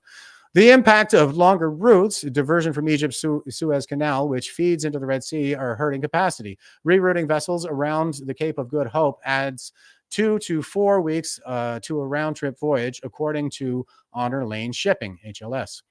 Ocean alliances need more ships on the Asia East Coast route to maintain an efficient network schedule. Quote, some 25 to 30% of global container shipping volumes pass through the Suez Canal, mainly on Asia-Europe trade, and it is estimated that widespread rerouting around Africa could reduce effective global container shipping capacity by 10 to 15%, close quote, said the note. Quote, while the disruption continues, carriers may have to reduce the number of ports to offset the impact of longer routes, close quote. The longer travel time could also delay the arrival of spring goods that are traditionally picked up before the Chinese Lunar New Year, set for February, when factories close and employees go on vacation. Containers that were supposed to arrive on the East Coast in December are arriving now, according to logistics managers. Items include spring and summer clothing, pools, pool supplies, Easter products, patio furniture, and home and garden products. North American East Coast ports in December, amid the Houthi attacks, quote-unquote, lost several calls, which were instead pushed into January, according to data from maritime intelligence firm EEC. The vessels will instead arrive in January and February. So vessels are not only late in dropping off their containers to their final destination, they're also late getting back to Asia to load containers. As a result, HLS is urging clients to book their container space 4 to 5 weeks in advance to secure a spot. It's reminiscent of what freight companies experienced during COVID's earlier days. Quote, we used to book out 4 to 6 weeks out during COVID, close quote, said OL USA Bear. Quote, during COVID, we had way too much cargo and all ships were full, so you have to forecast your bookings out. Now, while there is vessel capacity, the vessels are late and it's a scramble to make sure you get your container on that vessel, close quote. Ocean carriers are also expanding land freight services for those using West Coast ports instead of the East Coast. This is a similar strategy deployed by the Hapag-Lloyd during COVID, when it offered clients service across land to West Coast from East Coast because it was faster. Okay, I think that's good for that article there, guys. But you get the idea. Like, the thing is, this is a threat to global stability. This is a key trade route. Prices are going to go up and people at home are going to suffer. And it's not as if we're not suffering enough already. I mean, taxes are through the roof, inflation is through the roof, food prices are going up, and all of that is going to get worse if something isn't done to stabilize these trade routes. Okay, and here is City News, and they're saying, UN Security Council demands Houthi rebels stop Red Sea attacks in vote that implicitly condemns Iran. Yeah, see, Iran really is the threat, and that is why all of this is happening. And, leftist nutjob retards like Deanna Sharif are going to say that it's the Americans that are trying to promote war with Iran. But I can tell you from experience that Iran is the real provocateur here, and they are the real threat in the region. And a lot of their neighbors are really waking up to that fact. I know during my tour in Iraq in 2019, when I went to the intelligence briefings in the morning, like, there wasn't a whole lot being said about ISIS, even though they had freedom of movement about 12 kilometers away from where I slept at night. But the main concern was always the SMGs, the Shia militia groups, and those are proxies for Iran. And they are all over the place. Like, the whole region is just lousy with them. And they have, they're like smaller groups, a bunch of ragtag bands I'd never heard of, but they're armed and funded and trained by the Iranian regime. So that is the real challenge that we're facing here. And I think it's all too convenient for Iran that their proxy, Hamas, went on that massacre/rape rampage there that Deanna Sharif is all wet for in Israel. And, now the Saudi Arabia is who we're going to sign those Abraham Accords. They're probably a huge step towards stabilizing the region. And now that may be lost, but certainly I hope not. It would be wonderful to have a stable and peaceful Middle East that would just engage in trade with the rest of us and join us in our prosperity. But that seems to be slipping out of reach at the current moment in history. United Nations, the United Nations Security Council demanded an immediate halt to attacks by Yemen's Houthi rebels on ships in the Red Sea, and a resolution adopted Wednesday that implicitly condemned their main weapons supplier, Iran. The resolution, sponsored by the United States and Japan, was approved by a vote of 11-0 with 4 abstentions: Russia, China, Algeria, and Mozambique. Well, at least nobody vetoed it, and that was the that's the Security Council resolution. So not just the general body, but the Security Council itself. It condemns, quote, in the strongest terms, close quote, at least 24 attacks carried out by the Houthis on merchant and commercial vessels, which the resolution says are impeding global commerce and undermining navigational freedom. The Iranian-backed Houthis, who have been engaged in a civil war with Yemen's internationally recognized government since 2014, have said they launched the attacks with the aim of ending Israel's devastating air and ground offensive in the Gaza Strip. A U.S.-led coalition of nations has been patrolling the Red Sea to try to prevent the attacks. In the past day, the Houthis fired their largest ever barrage of drones and missiles targeting shipping in the Red Sea, which the U.S. and British navies shot down in a major naval engagement. Last week, U.S. and other 12 countries issued a statement calling for the immediate end of Houthi attacks and warning that further attacks would require collective action. Quote, the Houthis will bear the responsibility and the consequences should they continue to threaten lives, the global economy, and the free flow of commerce in the region's critical waterways, close quote, they said. U.S. Ambassador Linda Thomas-Greenfield told the council Wednesday, quote, if the Houthi attacks continue, there will be consequences, close quote. She said the United States knows Iran is involved in planning Houthi attacks, and while it isn't seeking a confrontation with Tehran, quote, Iran also has a choice to continue providing or withholding its support for the Houthis, without which the Houthis would struggle to effectively track and strike vessels through the Red Sea and Gulf of Aden, close quote.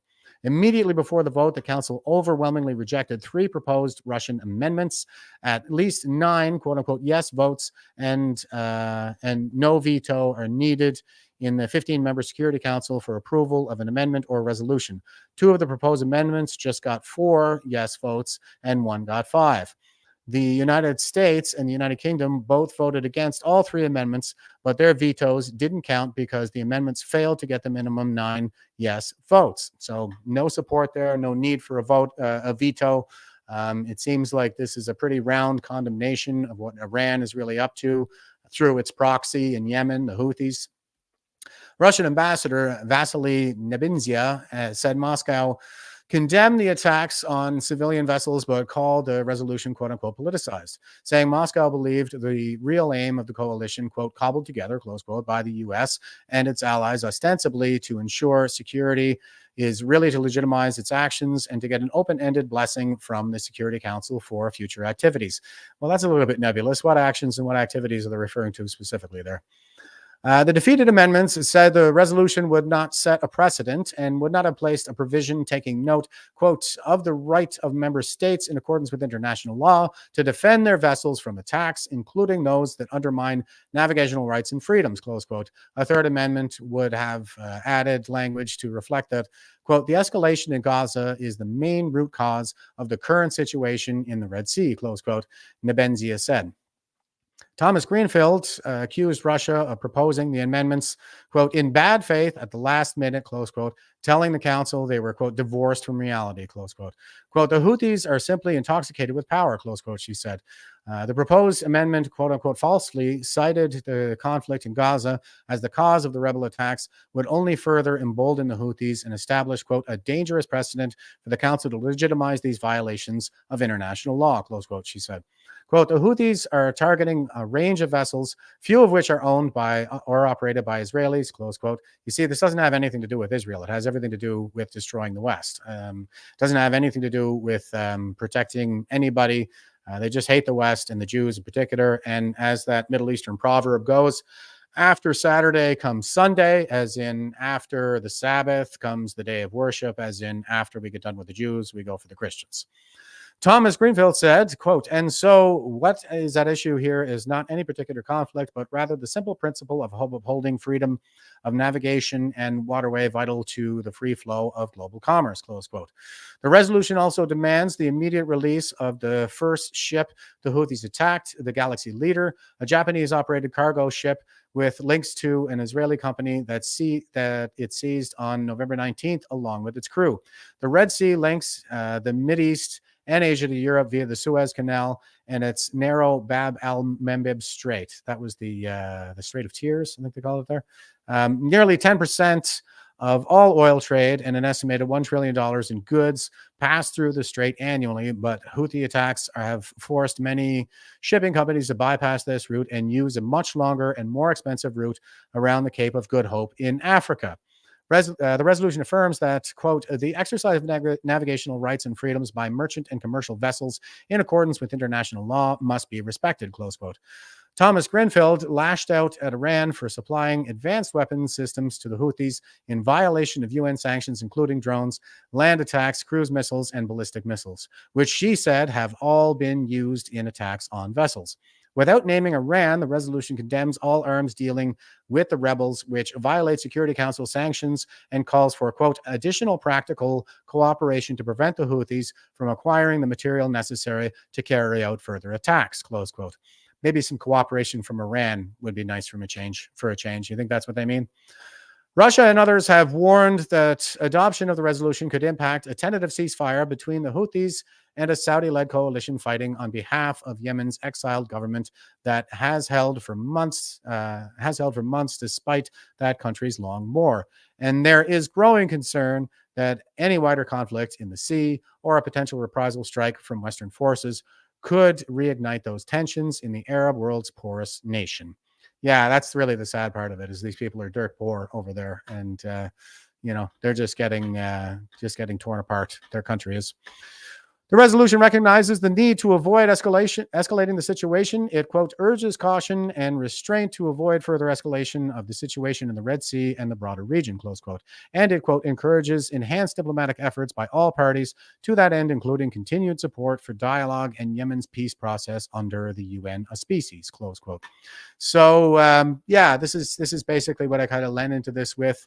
Yemen is being torn apart by civil war because of Iran's proxy, the Houthis in that region, and Saudi Arabia is trying to support the internationally recognized government there, and that's the real problem. It's Iran. They're the greatest threat to stability in the region, none of this would be happening basically if they just agreed to be peaceful, to stop being dicks about everything. Okay.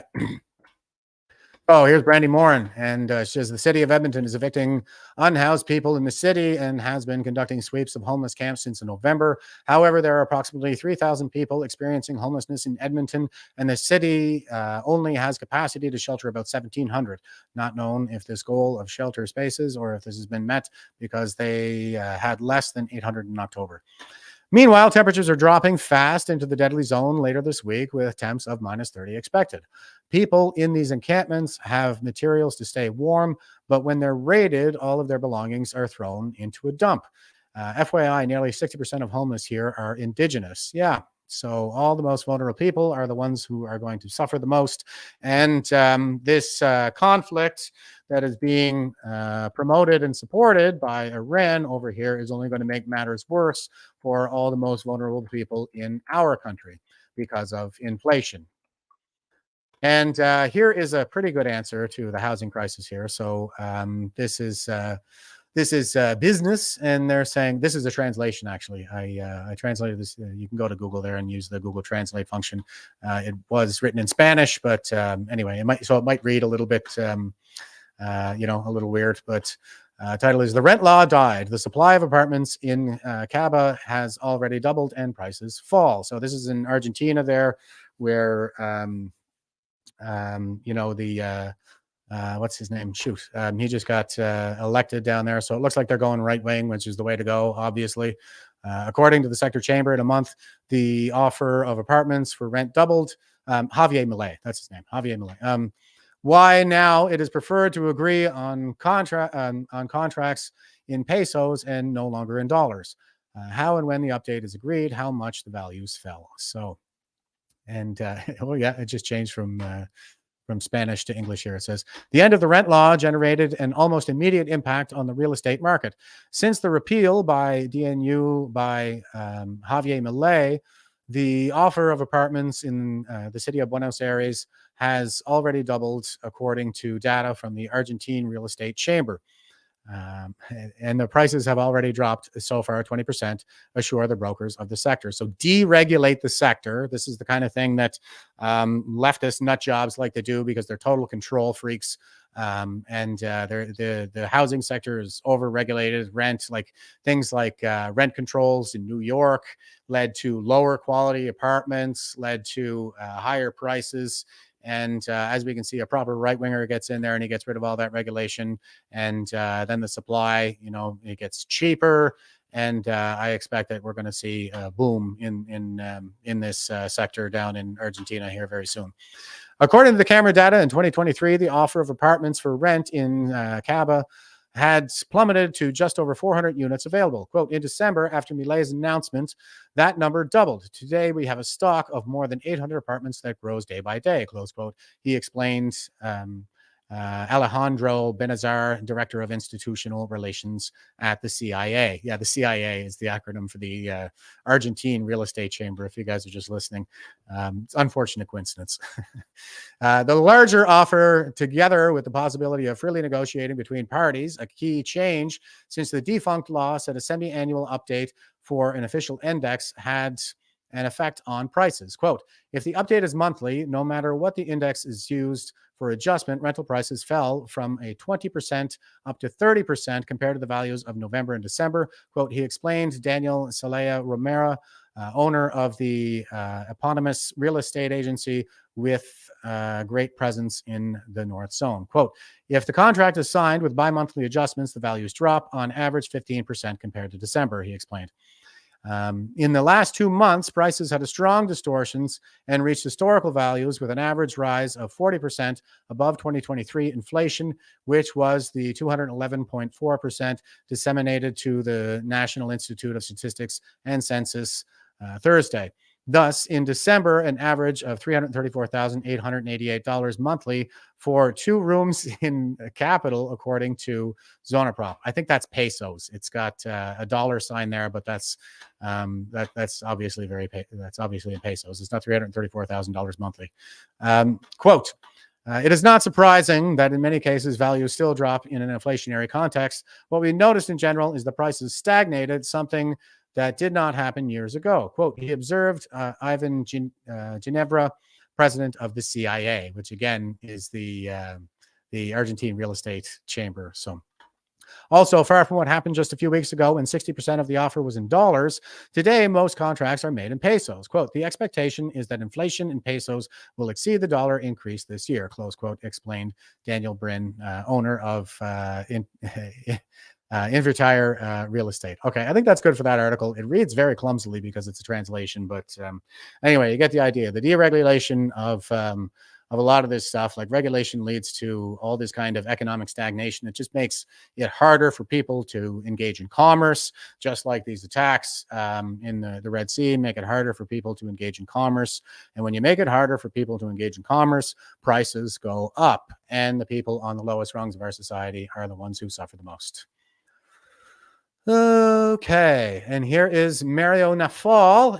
If you just, this is what's going on in the Netherlands. He says, Quran book burning in the Netherlands. So the Netherlands are elected Geert Wilders. I think they've had enough of this destabilization agenda where they import hordes of people from countries who hate them. There's it leads to all kinds of violence and terror in their society. And so here is a book burning ceremony. Now, mind you, this is the kind of thing that in the West is covered under freedom of expression. And I remember like there were such exhibits as like the Piss Christ a few years ago, all kinds of books that, the book burning a Bible, I don't think would provoke any kind of violent response. But here is what happened in the Netherlands with this burning of the Quran.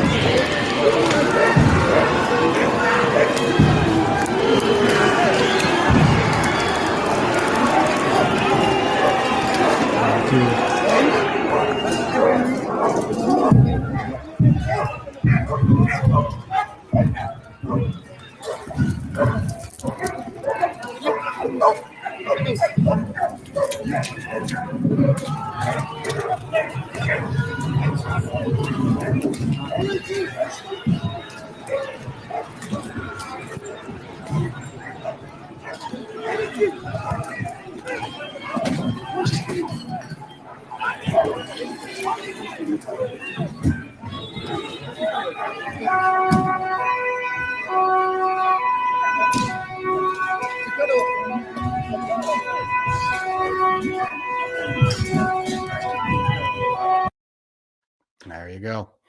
And Deanna, are you still here? I am not having sex with you. Please stop obsessing over me already. This is really creepy. Okay, and yeah, you're saying something about freedom of expression for Quran burning, but not sacrilege, but sacrilege for flags. I didn't say the flags were sacrilege. That was just a demonstration of the attitudes that are leading to this conflict. So, okay, here's Jake Shields. Every mosque in northern Gaza has now been destroyed. This is a clear violation of international law. So Jake Shields, I mean, it's so disappointing because this guy's a really great MMA fighter, but he's clearly a brainwashed leftist, and he's been sharing all of this Hamas propaganda, Islamist propaganda. And so here's the video.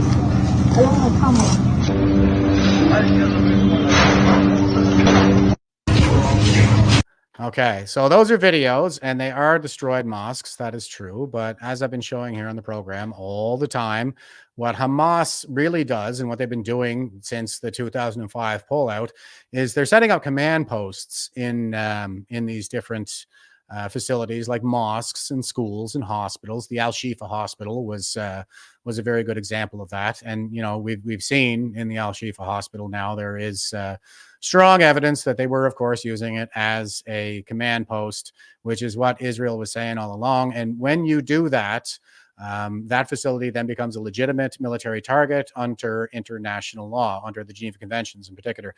And, you know, if like people spread this kind of thing and it's like, well, okay, but what is your position on this then?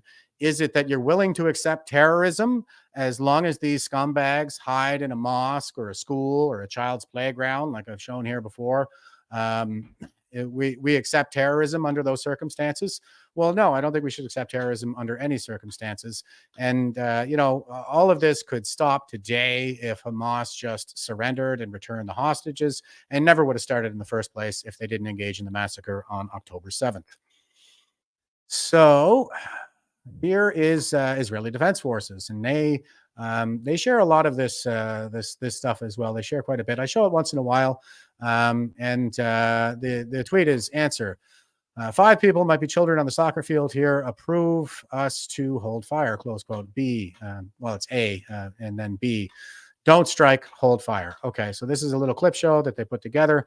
So the accusation out there is, of course, that they are leveling Gaza and that it's got everything to do with, I don't know, oppression and stuff like this. None of it would be happening without the October 7th massacre. But these are counter-terrorist operations. This is just what they look like. They're not killing indiscriminately. There's no moral equivalence between what the IDF is doing right now. They're doing everything they can to minimize civilian casualties. But of course, Hamas, as has been known for well over a decade now, they like using their own people as human shields, and they encourage people, coerce people to stay in the area. So when those civilian casualties occur, Hamas can use those bodies to get the propaganda win and say, look at Israel killing these children. And, you know, when people start doing that, like it's pretty clear they're trying to manipulate you emotionally. And that is how propaganda works. It manipulates your emotions. And the Al Shifa Hospital probably provided the best example of that, especially early on, where they came out saying that the IDF leveled the Al Shifa Hospital when in fact it was still standing. And they claimed that, you know, it was a bombing when in fact it was a Hamas rocket fired from Gaza, from the vicinity of the Al Shifa Hospital, which was a command post for Hamas. They fired multiple rockets intended for Israel. One failed, hit a car in the parking lot at the Al Shifa Hospital, caused a fire. And then the Hamas used that. They got a bunch of people dressed up in white coats like they were doctors and took a whole bunch of other people in, laid them out like they were dead bodies. I don't even think they were really dead. I think they were probably crisis actors, wrapped in these blankets and stuff, saying that Israel, you know, killed all these people and leveled a hospital.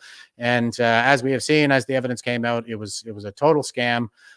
because that's what the left is really like. And well, I mean, I guess I do include Hamas as part of the global progressive movement, as we can see on our own streets with people like Gross Deanna marching with Hamas in our own streets. And the only reason that they are ideological bedfellows is because they all hate the West and want to destroy it. And I'm pretty sure it's just the case that the progressives, i.e. the communists, think that Hamas will eat them last. So here is this clip show from Israeli Defense Forces showing a whole string of incidents in which they held their fire because civilians were present. קיבלתי ילדים בצמוד למבנה, מוודא. ועוד אנשים על הכביש, שגם כן תנועה יחסית ערה. Oh, Rob is making a good point here. He says there are approximately 1/3 the number of civilian casualties in Gaza than in similar conflicts. Proof the IDF is being very careful not to cause more harm than necessary. I've shown the statistics using Hamas's own numbers here before, and strike per strike, it's actually about 1/6 the global average for the 21st century in terms of civilian casualties. And I don't think there is a military anywhere else in the world that could achieve that level of success. And Jeff is saying, or Deanna is saying, Jeff, say it slowly. Duh. אנחנו עוזבים את המטרה הזאת, היא לא מאושרת. יש 4-5 אנשים צפונית למבנה. המטרה הזאת נמנעה בעקבות הדיווחים על בלתי מעורבים. 5 ילדים לא עוברים, נייחים ליד המבנה. חדל אש. זה כל זה אנשים. לאורך כל הציר יש כאן הליכה, אני מציע לחכות עם התקיפה. טוב, חדלנו את המטרה הזאת. רגע, יש אנשים לא שיגרתי, מלא אנשים. קיבלתי. שימי לב, יש פה כניסה של אנשים, הרבה אנשים ברחוב, המון אנשים. רגע, יש פה הרבה ילדים, שנייה. כל עוד הם מתרחקים, אנחנו לא... Yeah, you guys, if you're just listening, you can't really understand that. So what's being said here? I see received children next to the building, confirming more people on the road, also relatively bustling movement. We are leaving this target. It is not appropriate. There are 4 or 5. Here's another one. There are 4 or 5 people north of the building.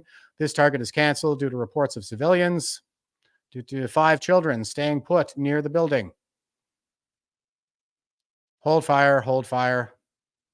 All of this is full of people. Along the entire route are walking people. I recommend waiting with the strike. Okay, we've canceled this target. Wait a minute, there are people here. I haven't fired. Lots of people. Received, not firing. Take notice, there are many people here, people on the street. A lot of people. Wait, there are a lot of kids here. Yeah, see, Hamas is using them as human shields. They should have been evacuated to the south. As long as they are moving away, we aren't executing the strike. 5 people might be children on the soccer field here. Approve us to hold fire. There are kids, you see, and don't strike, hold fire. Please notice the reason is civilians around the target. Kids are running into the target range. Third target is not clear. A group of children, like Deanna. Playing soccer 10 meters away from the target. Received about the third target. We will not strike. You may return to the first target. 1 second. We see a kid in the picture. You identified a kid? Yes. 2 even. Okay, let's stop here. There you go. They're doing everything they can to minimize civilian casualties, and Hamas is doing everything they can to maximize civilian casualties of their own people so they can use their bodies to get the propaganda win and fool the brainwashed people like Dana. Okay, here's Dr. Eli David, and he says, head of South Africa, Department of International Law, quote, we do not consider Hamas a terrorist organization, close quote. And South Africa is the one prosecuting Israel at the International Court of Justice for Genocide. Well, Canada considers Hamas to be a terrorist organization, thankfully. They're on the terrorist list. And as I've explained here before, what's happening with South Africa is the African National Congress is in charge. They're a terrorist organization that was run by Nelson Mandela. That's why he really went to prison. Communist propaganda will tell you that he was some kind of a martyr, but he was a terrorist who murdered people. And, there was the, I think it's called the fire necklace, where they put the tire around the guy to keep his arms pinned to his chest and then put an accelerant around the rim of the tire and light it on fire so his upper body burns slowly, and it's probably about as painful a way to die as any. And that was the kind of thing that Nelson Mandela was really up to. And they banned the African National Congress after they imprisoned Nelson Mandela, but then they allowed them back in. Now they run the country, and there's a genocide of the white Boer farmers underway. But of course, we won't take them as refugees in Canada because they're white. And so here is the African National Congress, South Africa, saying how they don't think that people who rape and butcher women and children are terrorists. Hamas is a terrorist organization?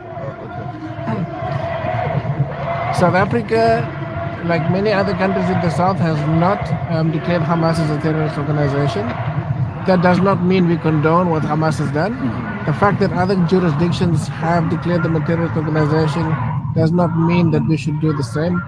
It is what they do that makes them terrorists. They engage in terrorism. So they're engaging in this double think here, where they say, you know, we don't condone what they've done because what they've done is terrorism, but we don't consider them terrorists. You see that Hamas is active in places like Qatar and Turkey formally. In South Africa, they are not active. They don't have any bases there, which has been claimed as well. We engage with all Palestinian stakeholders. We have the colleagues here from the Palestinian state. We've got Mr. Ammar Hijazi, who's the Vice Minister for Foreign Affairs in Palestine. And I don't know if you'd like to comment on that as well. But from our perspective, I've just given you that perspective. Yeah? Just a question about the journalists. You know that Israel, Hamas is a terrorist organization. Okay. And yeah, just a couple of points to address here. Uncle Kenny is saying, funny how for 3 years, all governments were injecting bioweapons into their own people, but now Israel is good. Well, I like that you said all governments, because that is the key. And the reason that all governments were doing that is because all governments at this particular moment in our history are run by the boomers. And it's always the generation born in the wake of the previous major crisis that threatens our civilization. It's called a fourth turning. That generation, when they reach peak institutional power in their early elderhood, they tyrannize the hell out of us and exploit the hell out of us, and huge market collapse, which I think is probably going to happen later this year, unfortunately.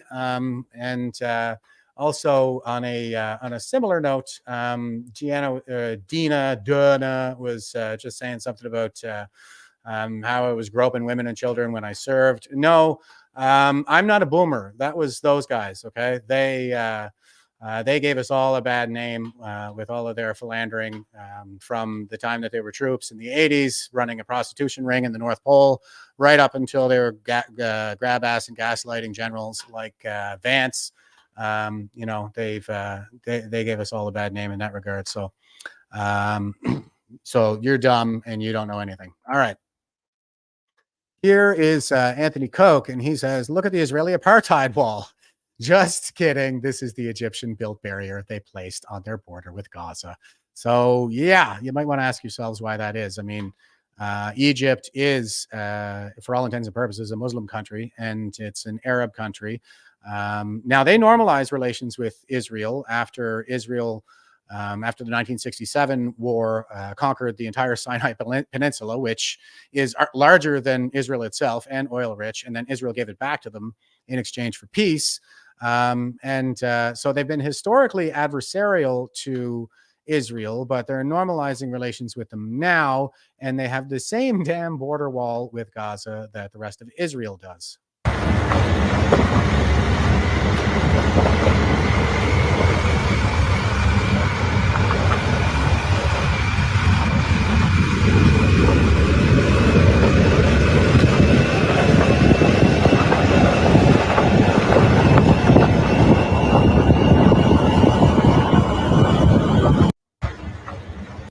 Okay.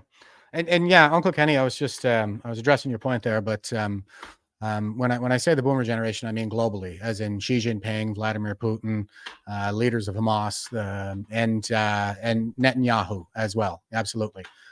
It's not Israel that needs to go, it's just the boomers. Okay. And of course, that's with all due respect to my boomer audience out there. All my favorite boomers are with me today. So okay, so here is Dr. Eli David again, and he says, new footage of Israel bombing Gaza. Sorry for the typo. This is footage of Turkey bombing the Kurds.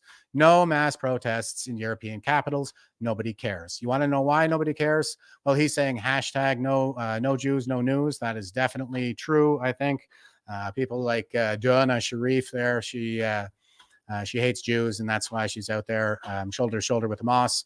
And also, this is an anti-Western global movement that we're seeing here. So when it's Turkey on the Kurds, no Western involvement. You're not going to see all these protests and stuff like that. But whenever the West is involved, then you will see the protests. And it has everything to do with destroying the West so that global authoritarians can take over.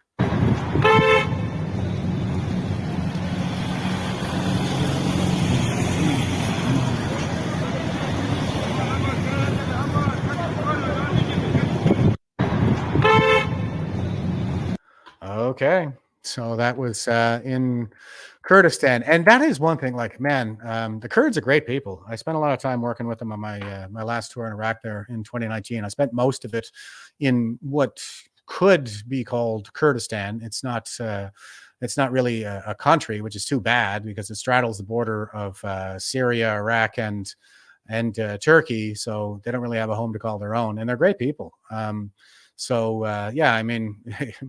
Maybe if we want to help people in the Middle East, we could help those guys. So here is Don Kyler, and he says, "Remind me, what is the point of COP other than exercise in mass delusion?" So here is he's tweeting out this graph here, atmospheric CO2 at Mauna Loa Observatory. And it says 3 decades of climate agreements. And as you can see, like the squiggly line here, that's your CO2 levels. They have the average drawn in the black line. The reason that it squiggles like that is because of axial wobble of the Earth.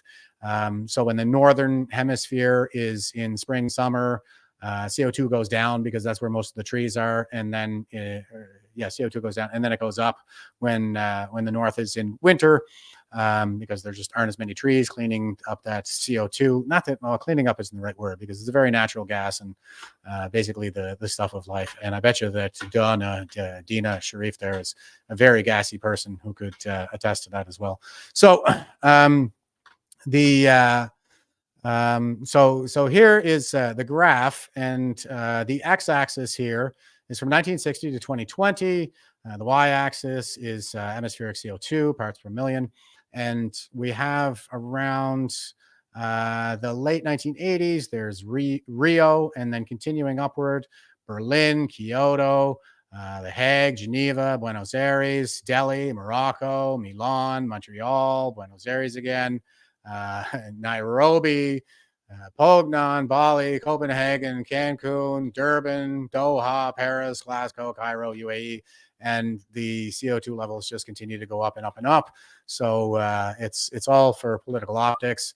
But this guy, I think, is basically complaining that these organizations are ineffective at curbing CO2 with these agreements. But the fact of the matter is, okay, I had another tweet there that was lined up for what's his name, co-founder of Greenpeace. It's Moore.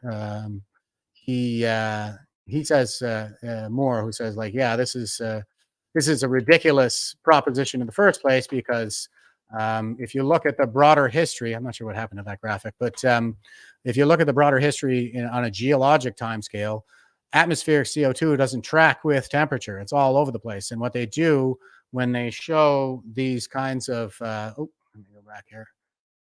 When they show these kinds of graphs that are on that upward trajectory, that's the famous hockey stick graph of man, bear, pig fame. It's really just since the Industrial Revolution. That's the only time in Earth's history that we've actually seen CO2 track with temperature. And so they zero in on that one little narrow Trudeau-Phallic proportion tadpole of an uptick in order to scare the pants off of all of us. And it's a psyop to weaken the West, of course. They want us to stop They want us to drop everything that made us great in the first place, including, especially, I would say, fossil fuels. So, yeah, it's just a psyop, the week in the West. And speaking of a weakened West, here is Sweenus, and he's saying, freeze if you love communism. No, seriously, you're going to freeze. And this is what happened over the weekend. There's an emergency alert that went out all over Alberta. It says this is an Alberta emergency alert issued by AMA. This alert is in effect for Alberta. Extreme cold resulting in high power demand has placed the Alberta grid at high risk of rotating power outages this evening. Albertans are asked to immediately limit their electricity use to essential needs only, turn off unnecessary lights and electrical appliances, minimize the use of space heaters, delay use of major power appliances, delay charging electric vehicles, and plugging in block heaters. Cook with microwave instead of stove. For more info, visit the Alberta Electric System Operator website.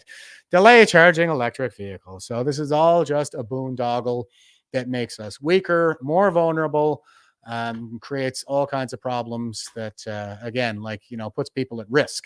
Puts people at risk of freezing, because that's what they want us to do. They want us to freeze and starve in the dark. Full spectrum warfare. Okay, and here's Marty up north. He says Tesla's getting only half the mileage in Alberta this week. So here is a report from Globalist News. A lot of demand for power, and here in downtown Calgary, some evidence of that at the Tesla lot, where many people, of course, are trying to get that charge and telling us that their Teslas are only getting about half the mileage as they usually do under these extreme cold conditions. Half way to the office take like all 140 kilometer of the duration, so I have to charge in the middle of the day in order to get back home. And that's just one example of the kind of demand that we are seeing on the grid right now, with Albertans trying to keep their increasingly powered lives charged. Alberta's electric system operator says the province set a record for usage yesterday, and that supply is increasingly becoming a challenge. The good news is that the sun is shining, which will help with solar, but capacity for wind generation in the province, which is about 4,500 megawatts, Friday morning was sitting at only about 30 to 40 megawatts. So that coal just at a standstill across much of Alberta. And add to that two large natural gas generators in the province are currently offline. Alberta's energy options are on increasingly short supply. We always keep backup reserves, backup emergency or contingency reserves of about 600 megawatts. And so when we get into what's called a grid alert situation, where all available supply has been used and we now need to use backup, that's when we get into a grid alert, and that's when we call upon these reserves that we keep for situations like this. For now, Alberta is looking to lean on neighbors, suspending electricity exports and actively looking for imports from other provinces or states where possible. But of course, this cold isn't just isolated to Alberta, with associated challenges affecting much of North America. And that is the strategy right now. AESO saying that there is a remote possibility that we could see some rolling outages if this extreme cold and the extreme challenges that come with it continue. Sarah Offen, Global News, Calgary. So there you go. And Rob was just pointing out that Saskatchewan provided 103 megawatts of power to Alberta, and hydro plants in BC are sending power as well.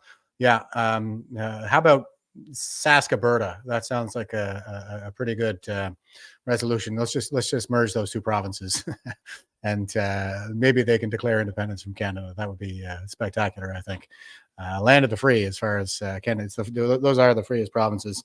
And, I think that that Stephen Godbout is going to be in a lot of hot water with Alberta here because of all this crap that's been going on. So as we can see, they have no plan. None of this stuff really works. I don't think it's supposed to work. I think it's supposed to weaken us. And a lot of the useful idiots like Dina Sharif there, they believe it, but no thinking smart person could possibly believe the agenda that they're trying to advance right now is going to make us better off. Okay, and here is the Canadian Bolshevik Corporation, and they're saying electric cars, the best vehicle in frigid temperatures, Saskatchewan advocates say. Saskatchewan may be in a deep freeze, but the EV drivers say that they stay toasty warm. Oh my God. With the federal government planning to phase out sales of new gas-powered vehicles during the next decade, many drivers question how they will fare on cold prairie days like this week's. But two electric car enthusiasts who chatted with host Leisha Grembinski on CBC's Blue Sky this week said they love driving their vehicles in winter. Quote, it heats up faster than any gas car I've ever had. It's more reliable, close quote, said Terry Krause, who sits on the board of the Saskatchewan Electric Vehicle Association and found the Tesla Owners Club of Saskatchewan. Quote, there is no starting the car. It's always just kind of on, right? It's like a phone, basically, or a computer on wheels, close quote. Yeah, and you know what? Your phone shuts down in extreme cold because it's battery operated. Okay. The major downside in winter is the loss of driving range in really frigid temperatures, Krause said. His Tesla Model 3 can generally travel about 500 kilometers on a single charge in the summer, but on cold winter days, that decreases to around 300 kilometers, he said.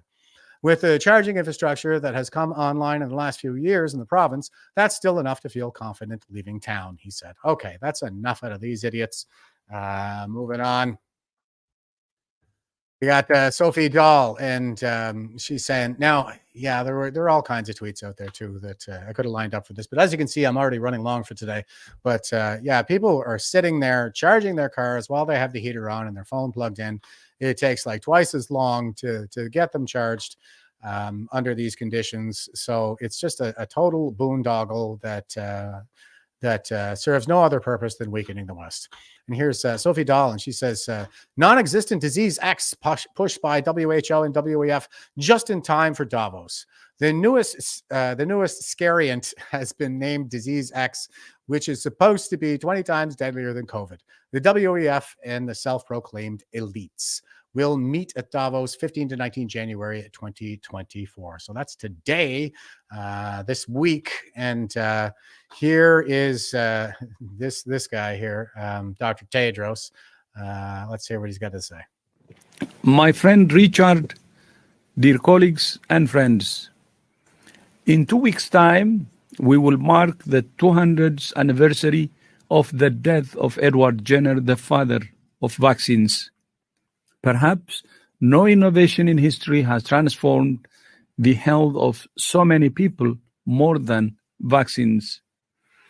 The COVID-19 pandemic is a vivid demonstration of the power of vaccines, but also of the inequities in access to these life-saving tools.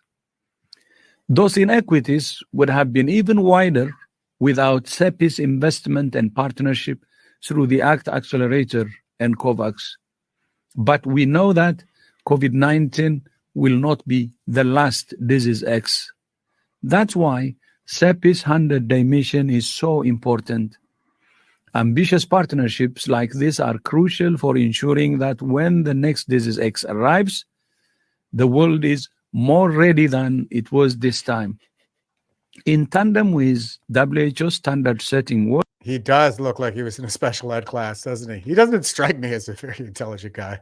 And pre-qualification services, and the work of other partners like Gavi and UNICEF, we can ensure that vaccines are developed faster than ever before and distributed faster, wider, and more equitably than ever before. WHO strongly supports and looks forward to collaborating with CEPI on the 100-day mission. I thank you. There's another example of how one of the boomers who needs to be stopped. And Disease X. So this is the thing. Liz Churchill is tweeting out, how is it even possible that there's already a vaccine for Disease X? For those that are on Team Reality, you will know by this point that they're covering for the biological weapons labs that have caused all of this. Okay. And readers added context to here. This is my favorite feature on X ever since Elon Musk took over. It says Disease X is neither an actual disease nor new. It is a generic placeholder name used for years in scientific fields in the analysis of potential worst-case scenarios and defines a theoretical disease that may potentially trigger a global crisis. And, of course, they provide the references there. That's why X is the greatest platform going right now. And here is a clip. I don't think I'll play the whole thing. It's like 5 minutes and 26. And yeah, just the community notes is really illustrative of the point. So here we go.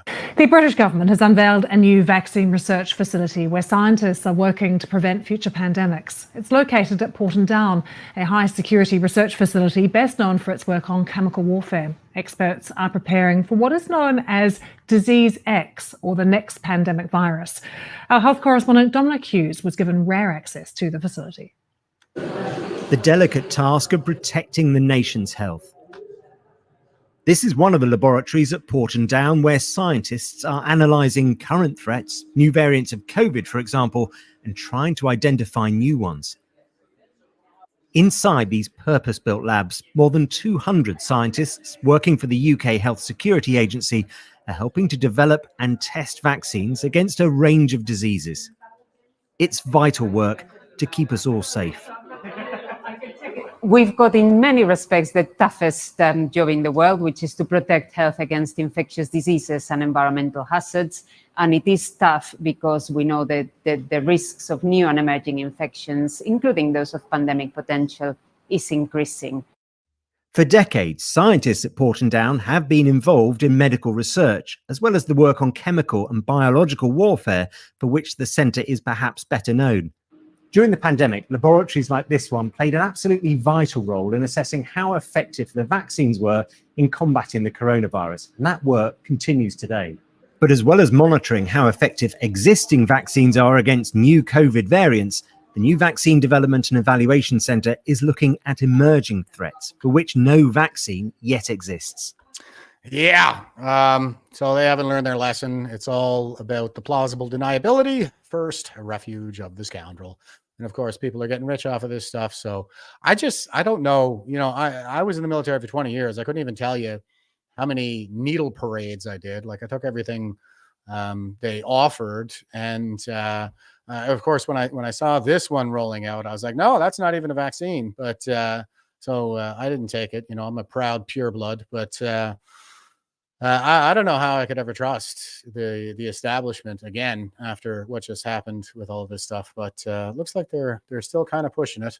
And yeah, this is where it gets really grim, I'm afraid. But I would be remiss if I didn't show you the full picture. So here is Truth Army. New lab created disease out of China. Disease X has 100% fatality rate in humanized mice by infecting the nervous system. Okay, here we go.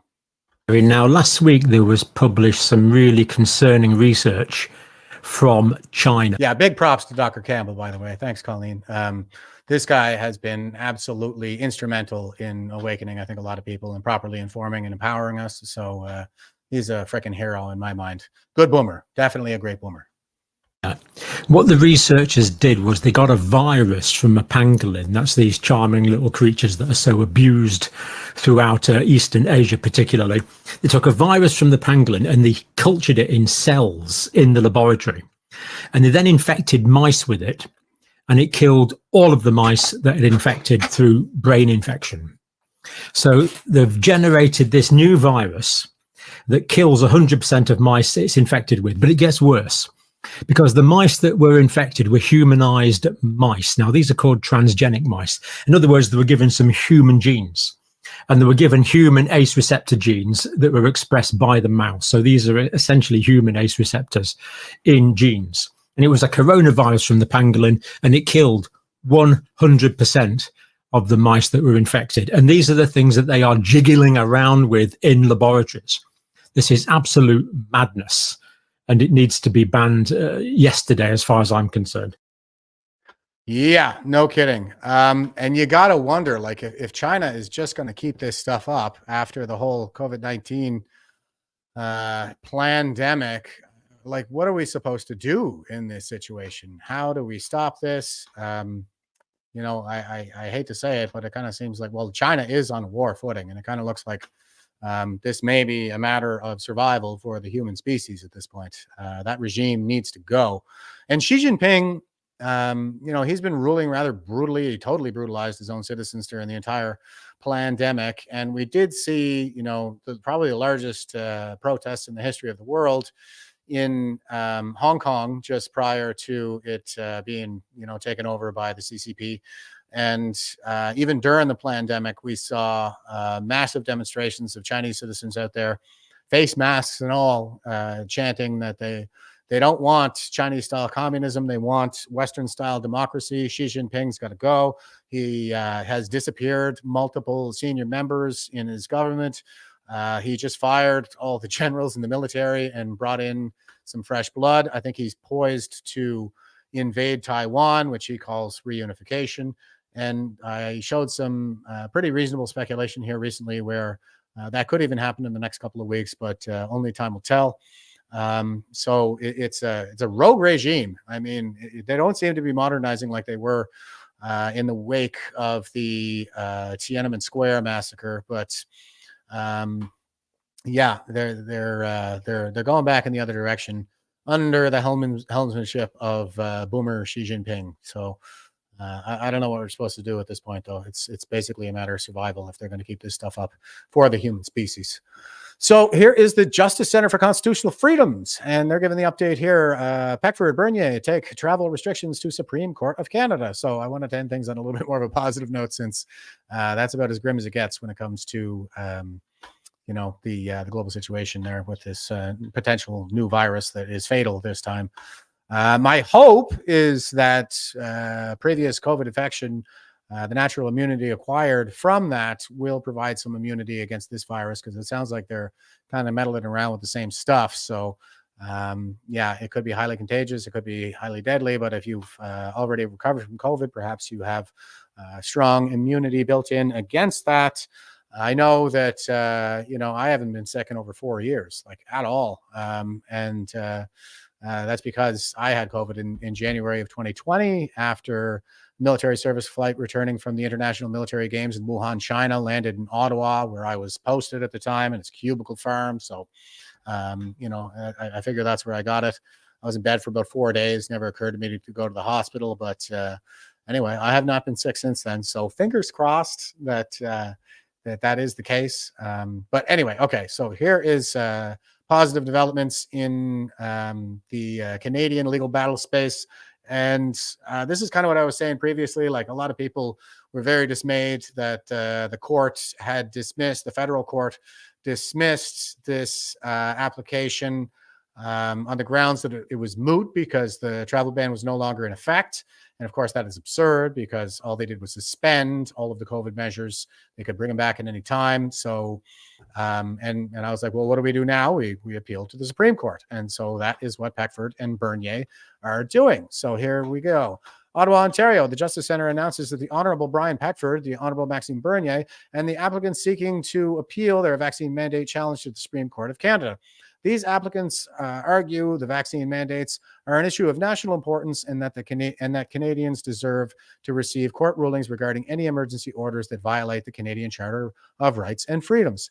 In November 2021, the Government of Canada required all travelers and federally regulated transportation services, e.g. air, rail, and marine, to provide proof of COVID vaccination. These restrictions on charter freedom of mobility prevented approximately 5.2 million unvaccinated Canadians from traveling by air and rail.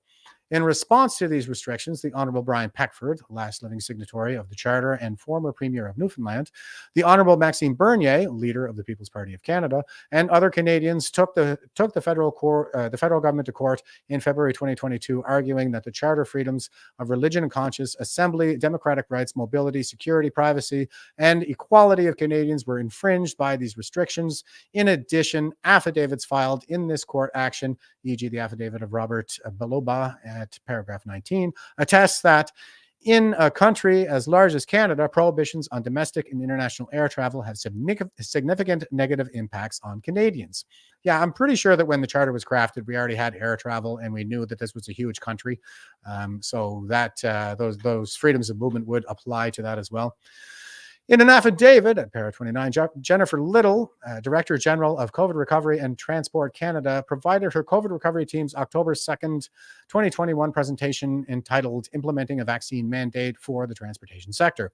The presentation outlined options and considerations for the purposes of seeking the Minister of Transport's approval of the travel vaccination mandate.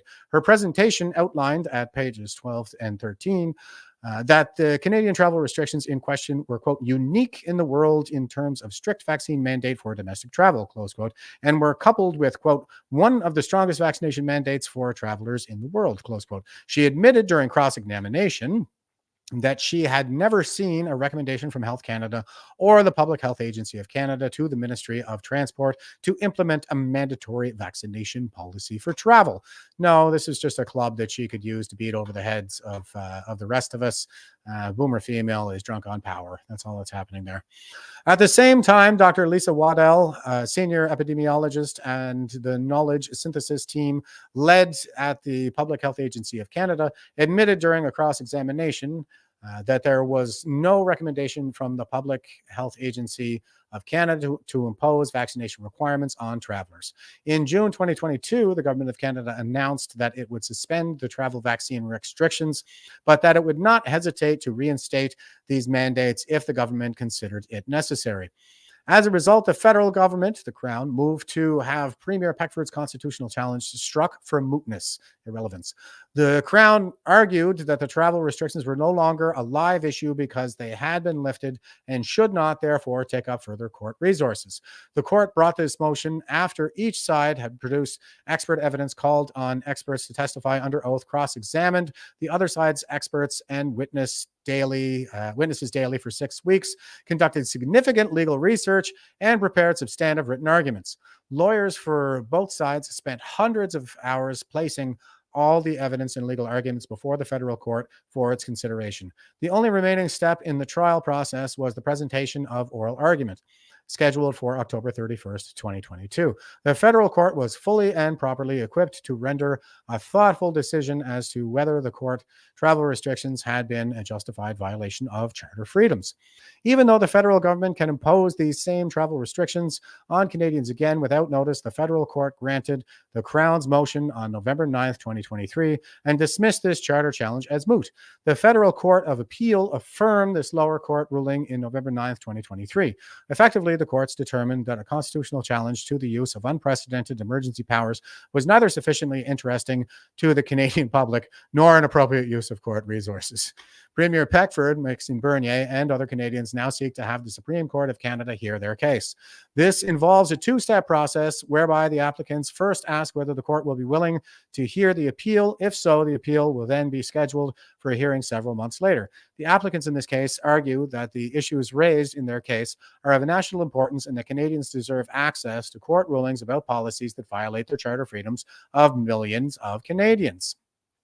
Further, Premier Peckford and other applicants warn that all challenges to emergency orders risk being deemed irrelevant due to the simple fact that emergency orders are normally implemented for only short periods of time. In most cases, emergency orders will be rescinded by the time constitutional challenge makes its way to the court process, and all the relevant evidence, along with legal arguments, has been put before the judge. For this reason, the applicants argue that the courts should provide guidance on how emergency orders should be handled in the context of mootness doctrine. Well, yeah, that is the thing. I mean, this is the path to tyranny that we're on right now, is they can just reintroduce these human rights and charter abusing policies that oppress Canadians, and then as soon as somebody files an application to have them reviewed by a court, they're just going to say, "Oh, yeah, we're going to remove those policies," and now it's moot. So you never get a chance to know if they're acting legally or not, and they can just keep doing that over and over and over again. We saw that with the Nova Scotia wildfires as well, where we had the first climate lockdowns in history. I filed a judicial review for that one, and I'll be on court on that one next week to see if that was indeed legal. And it's very much analogous to what Dr. Strang did in Nova Scotia for the COVID lockdowns. And I believe that's coming up next week as well. There is a judicial review that's already been filed for that, and that's coming up next week as well. So stand by for more on that. Quote, if the courts are going to affirm and uphold emergency orders that violate our charter rights and freedoms whenever the emergency order is no longer in force, how can the charter protect Canadians from government abuses? Close quote, asked John Carpe, president of the Justice Centre. Exactly. Emergency orders are not debated in or approved by federal parliament or provincial legislators. Rather, they are discussed confidentially in cabinet, such as that ordinary Canadians are prevented from understanding the reasons or the legality of emergency orders, such as mandatory vaccination policies that discriminate against Canadians who chose not to get injected. Therefore, it is only through court rulings that Canadians can learn whether a mandate or emergency order is constitutional. The reasons, I think, is the key element here, because it is Section 1 that says, that they have to have sufficient reason to restrict charter rights based on demonstrable evidence. So they have to demonstrate that these were reasonable and necessary. So, quote, the Supreme Court of Canada has an opportunity to create an important precedent for how Canadian courts deal with so-called, quote unquote, moot cases involving questions about the constitutionality of emergency orders, close quote, said lawyer Alison Pejovic, who represents Premier Peckford and Maxime Bernier. Quote, the public interest in this case is staggering. Canadians need to know whether it is lawful for the federal government to prevent them from traveling across Canada or from leaving and re-entering their own country based upon whether they have taken a novel medication, close quote, continues Ms. Pejovic. Quote, the court's dismissal of constitutional challenge to COVID orders for mootness has deprived thousands of Canadians from knowing whether their government's emergency order were lawful or not. It is time for the Supreme Court of Canada to expand the legal test for mootness to account for government's use of emergency orders, which are devoid of transparency and accountability. Canadians have a right to know whether unprecedented mandatory vaccination policies, which turned millions of Canadians into second-class citizens, were valid under our Constitution, close quote, concluded Ms. Pejovic. Yeah, 1,000%. I am 1,000% in agreement with that. So let's hope that this gets a little bit of traction under it. And this is the whole purpose of having an independent judiciary.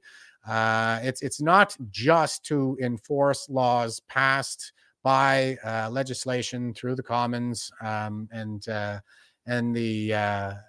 Senate. It's not just to enforce the rule of law on the citizens, but on the state as well. It's to restrict state power. And the whole purpose of the Constitution is to restrict state power. So are they going to enforce that law? It's the highest law in the land. Okay, so Legally Purdy says, alert, alert, breaking news. Defense counsel for Helen Grus has just left the hearing room to press criminal charges against the Ottawa police for alleged intimidation of his client. This unexpected turn of events has shocked the courtroom, and we're all waiting with bated breath to see what happens next. Stay tuned for more updates on this developing story. Okay, and this is about 4.5 minutes long here, a little over, almost 5 minutes. I'm running pretty long today there, guys. I'll show a little bit of it here, but the deal is that somebody in Helen Grus's chain of command actually emailed her to say, you're not allowed to show any evidence that comes from the Ottawa Police Services here, so don't do any of that stuff. And, that's witness tampering and intimidation, so hopefully somebody gets charged over that. And here is the clip. Okay. Okay. So I'm here with Amanda, aka Legally Purdy. So she's been in proceedings the entire morning with me, and I want her to share with the audience some of the developments we saw this morning. So what are the major takeaways? We saw a bunch of wild stuff in there. Yeah, I've got to be honest, I'm shaking. What happened was Defense Counsel Blair Ector, he has a document that he wants that shows that Helen Grus was actually threatened yesterday not to release any information. And he was trying desperately to speak just now. So let's back up, actually. Anyways, they were trying desperately to speak right now.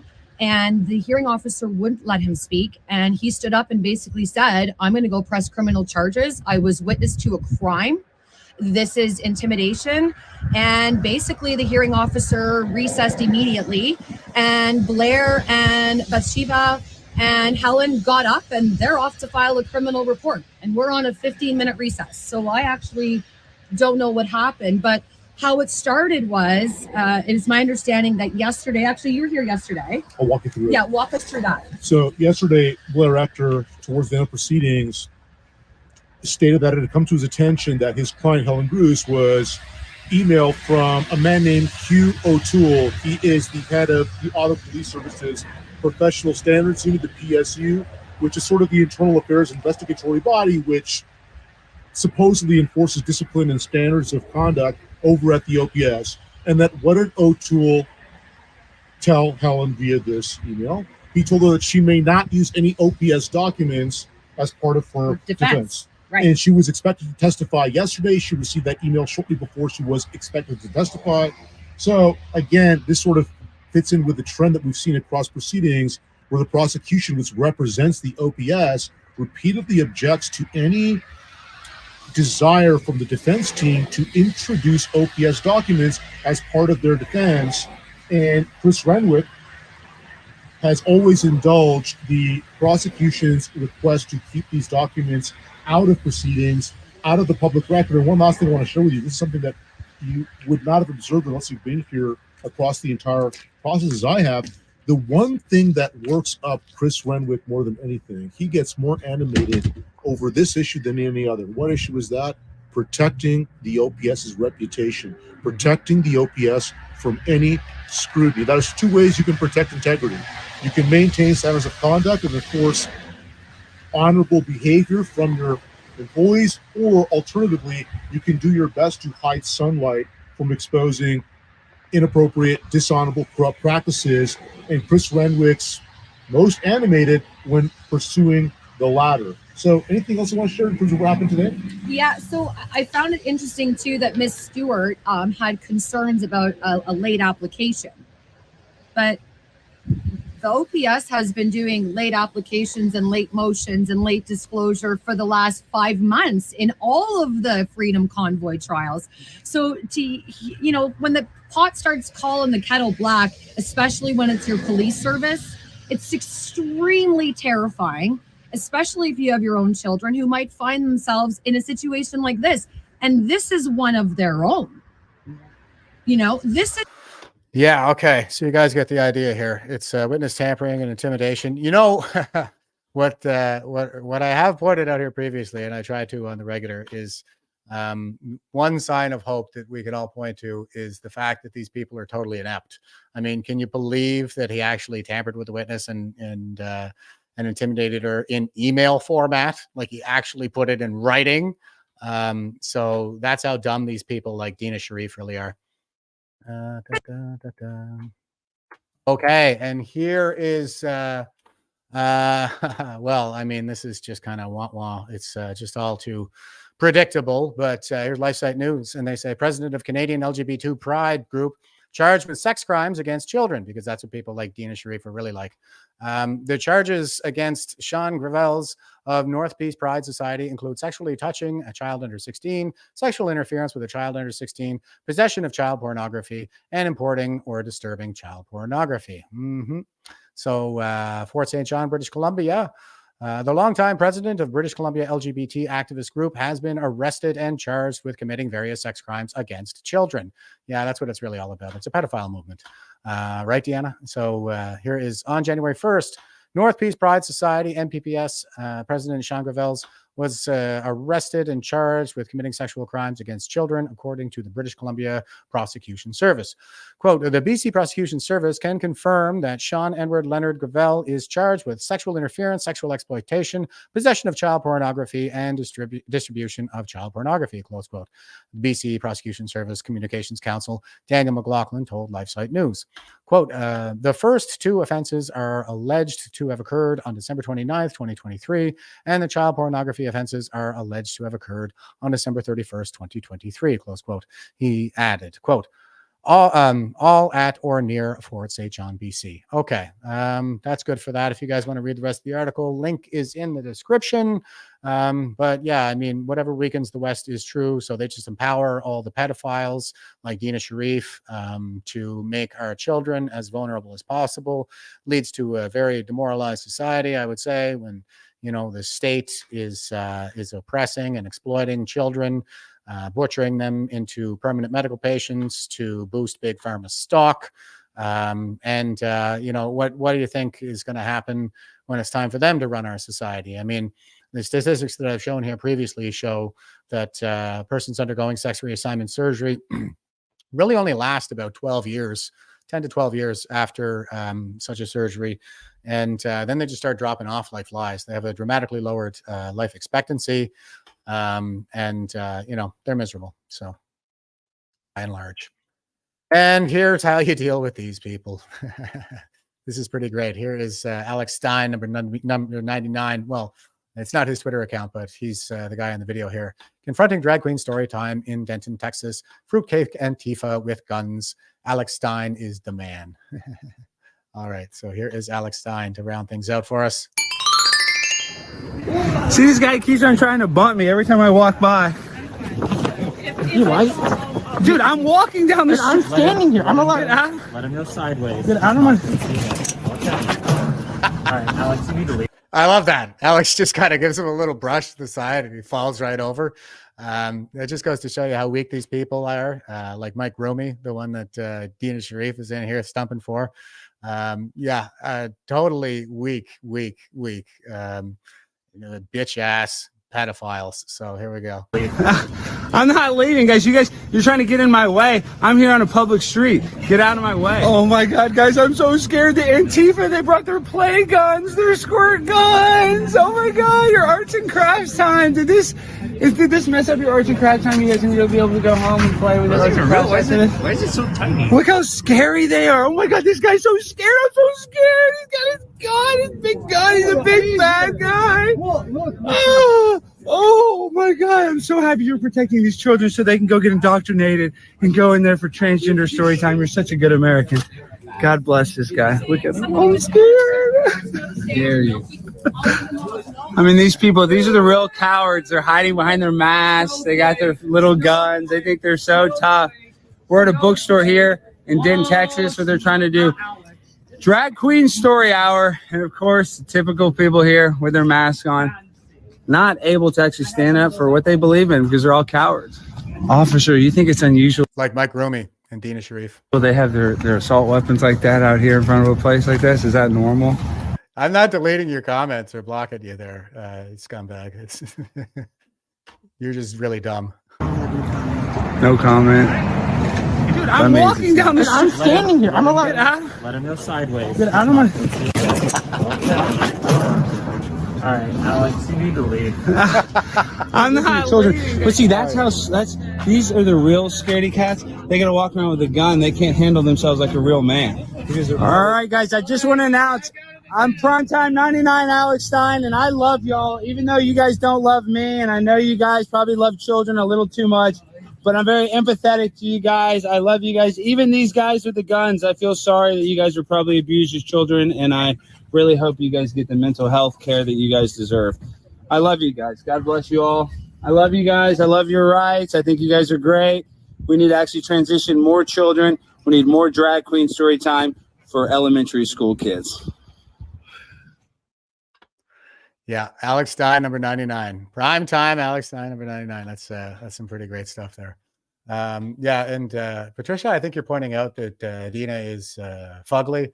That is one of those cases where the inward awfulness kind of manifests on the outside. It's like you can almost tell who the really rotten people are just by looking at them. And that's what's going on there. Ugh, gross. I mean, to quote the great Donald Trump, I would not, under any circumstances, no. Okay, and here's a heads up for everybody. There is a gentleman down around the Halifax area who is a friend of who is is related to a veteran friend of ours, and he's sharing this out. It says, "Hello, I got laid off again. If you know of any content, admin, or writing jobs, or fairly entry-level SEO, marketing, or consumer success jobs, please let me know so I can afford insulin.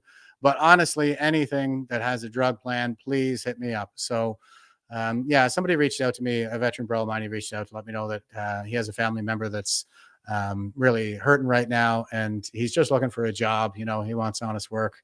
If anybody knows of somebody in the Halifax area, I don't think this guy is able to commute. So he's looking for something local, and he says he's looking for any content admin or writing jobs, or fairly entry-level SEO, marketing, or customer success jobs.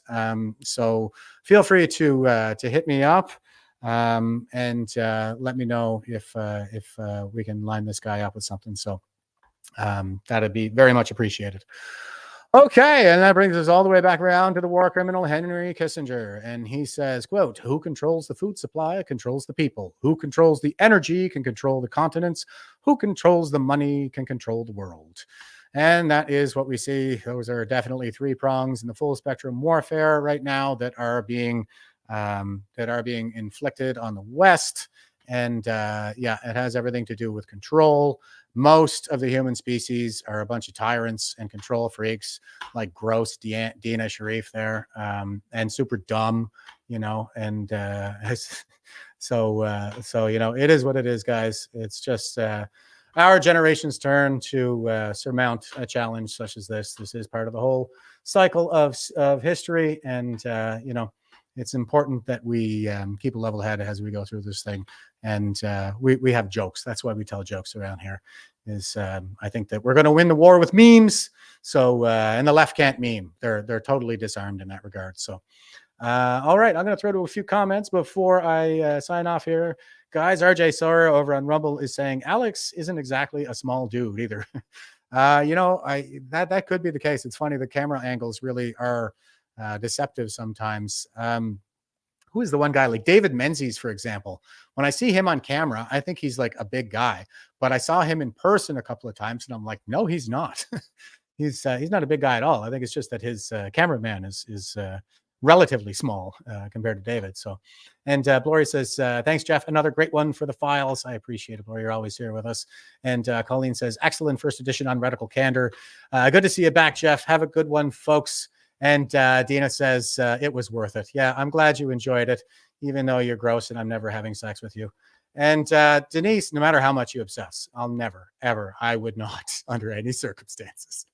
Denise Susie says, of course, perfect opportunity for a new distraction. Yeah, I'm sorry, but that's, we can expect more and more of that. Evelyn says, take care all.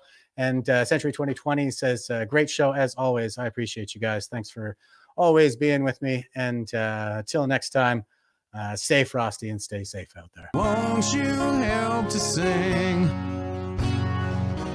these songs of freedom? It's all I ever have. Redemption songs.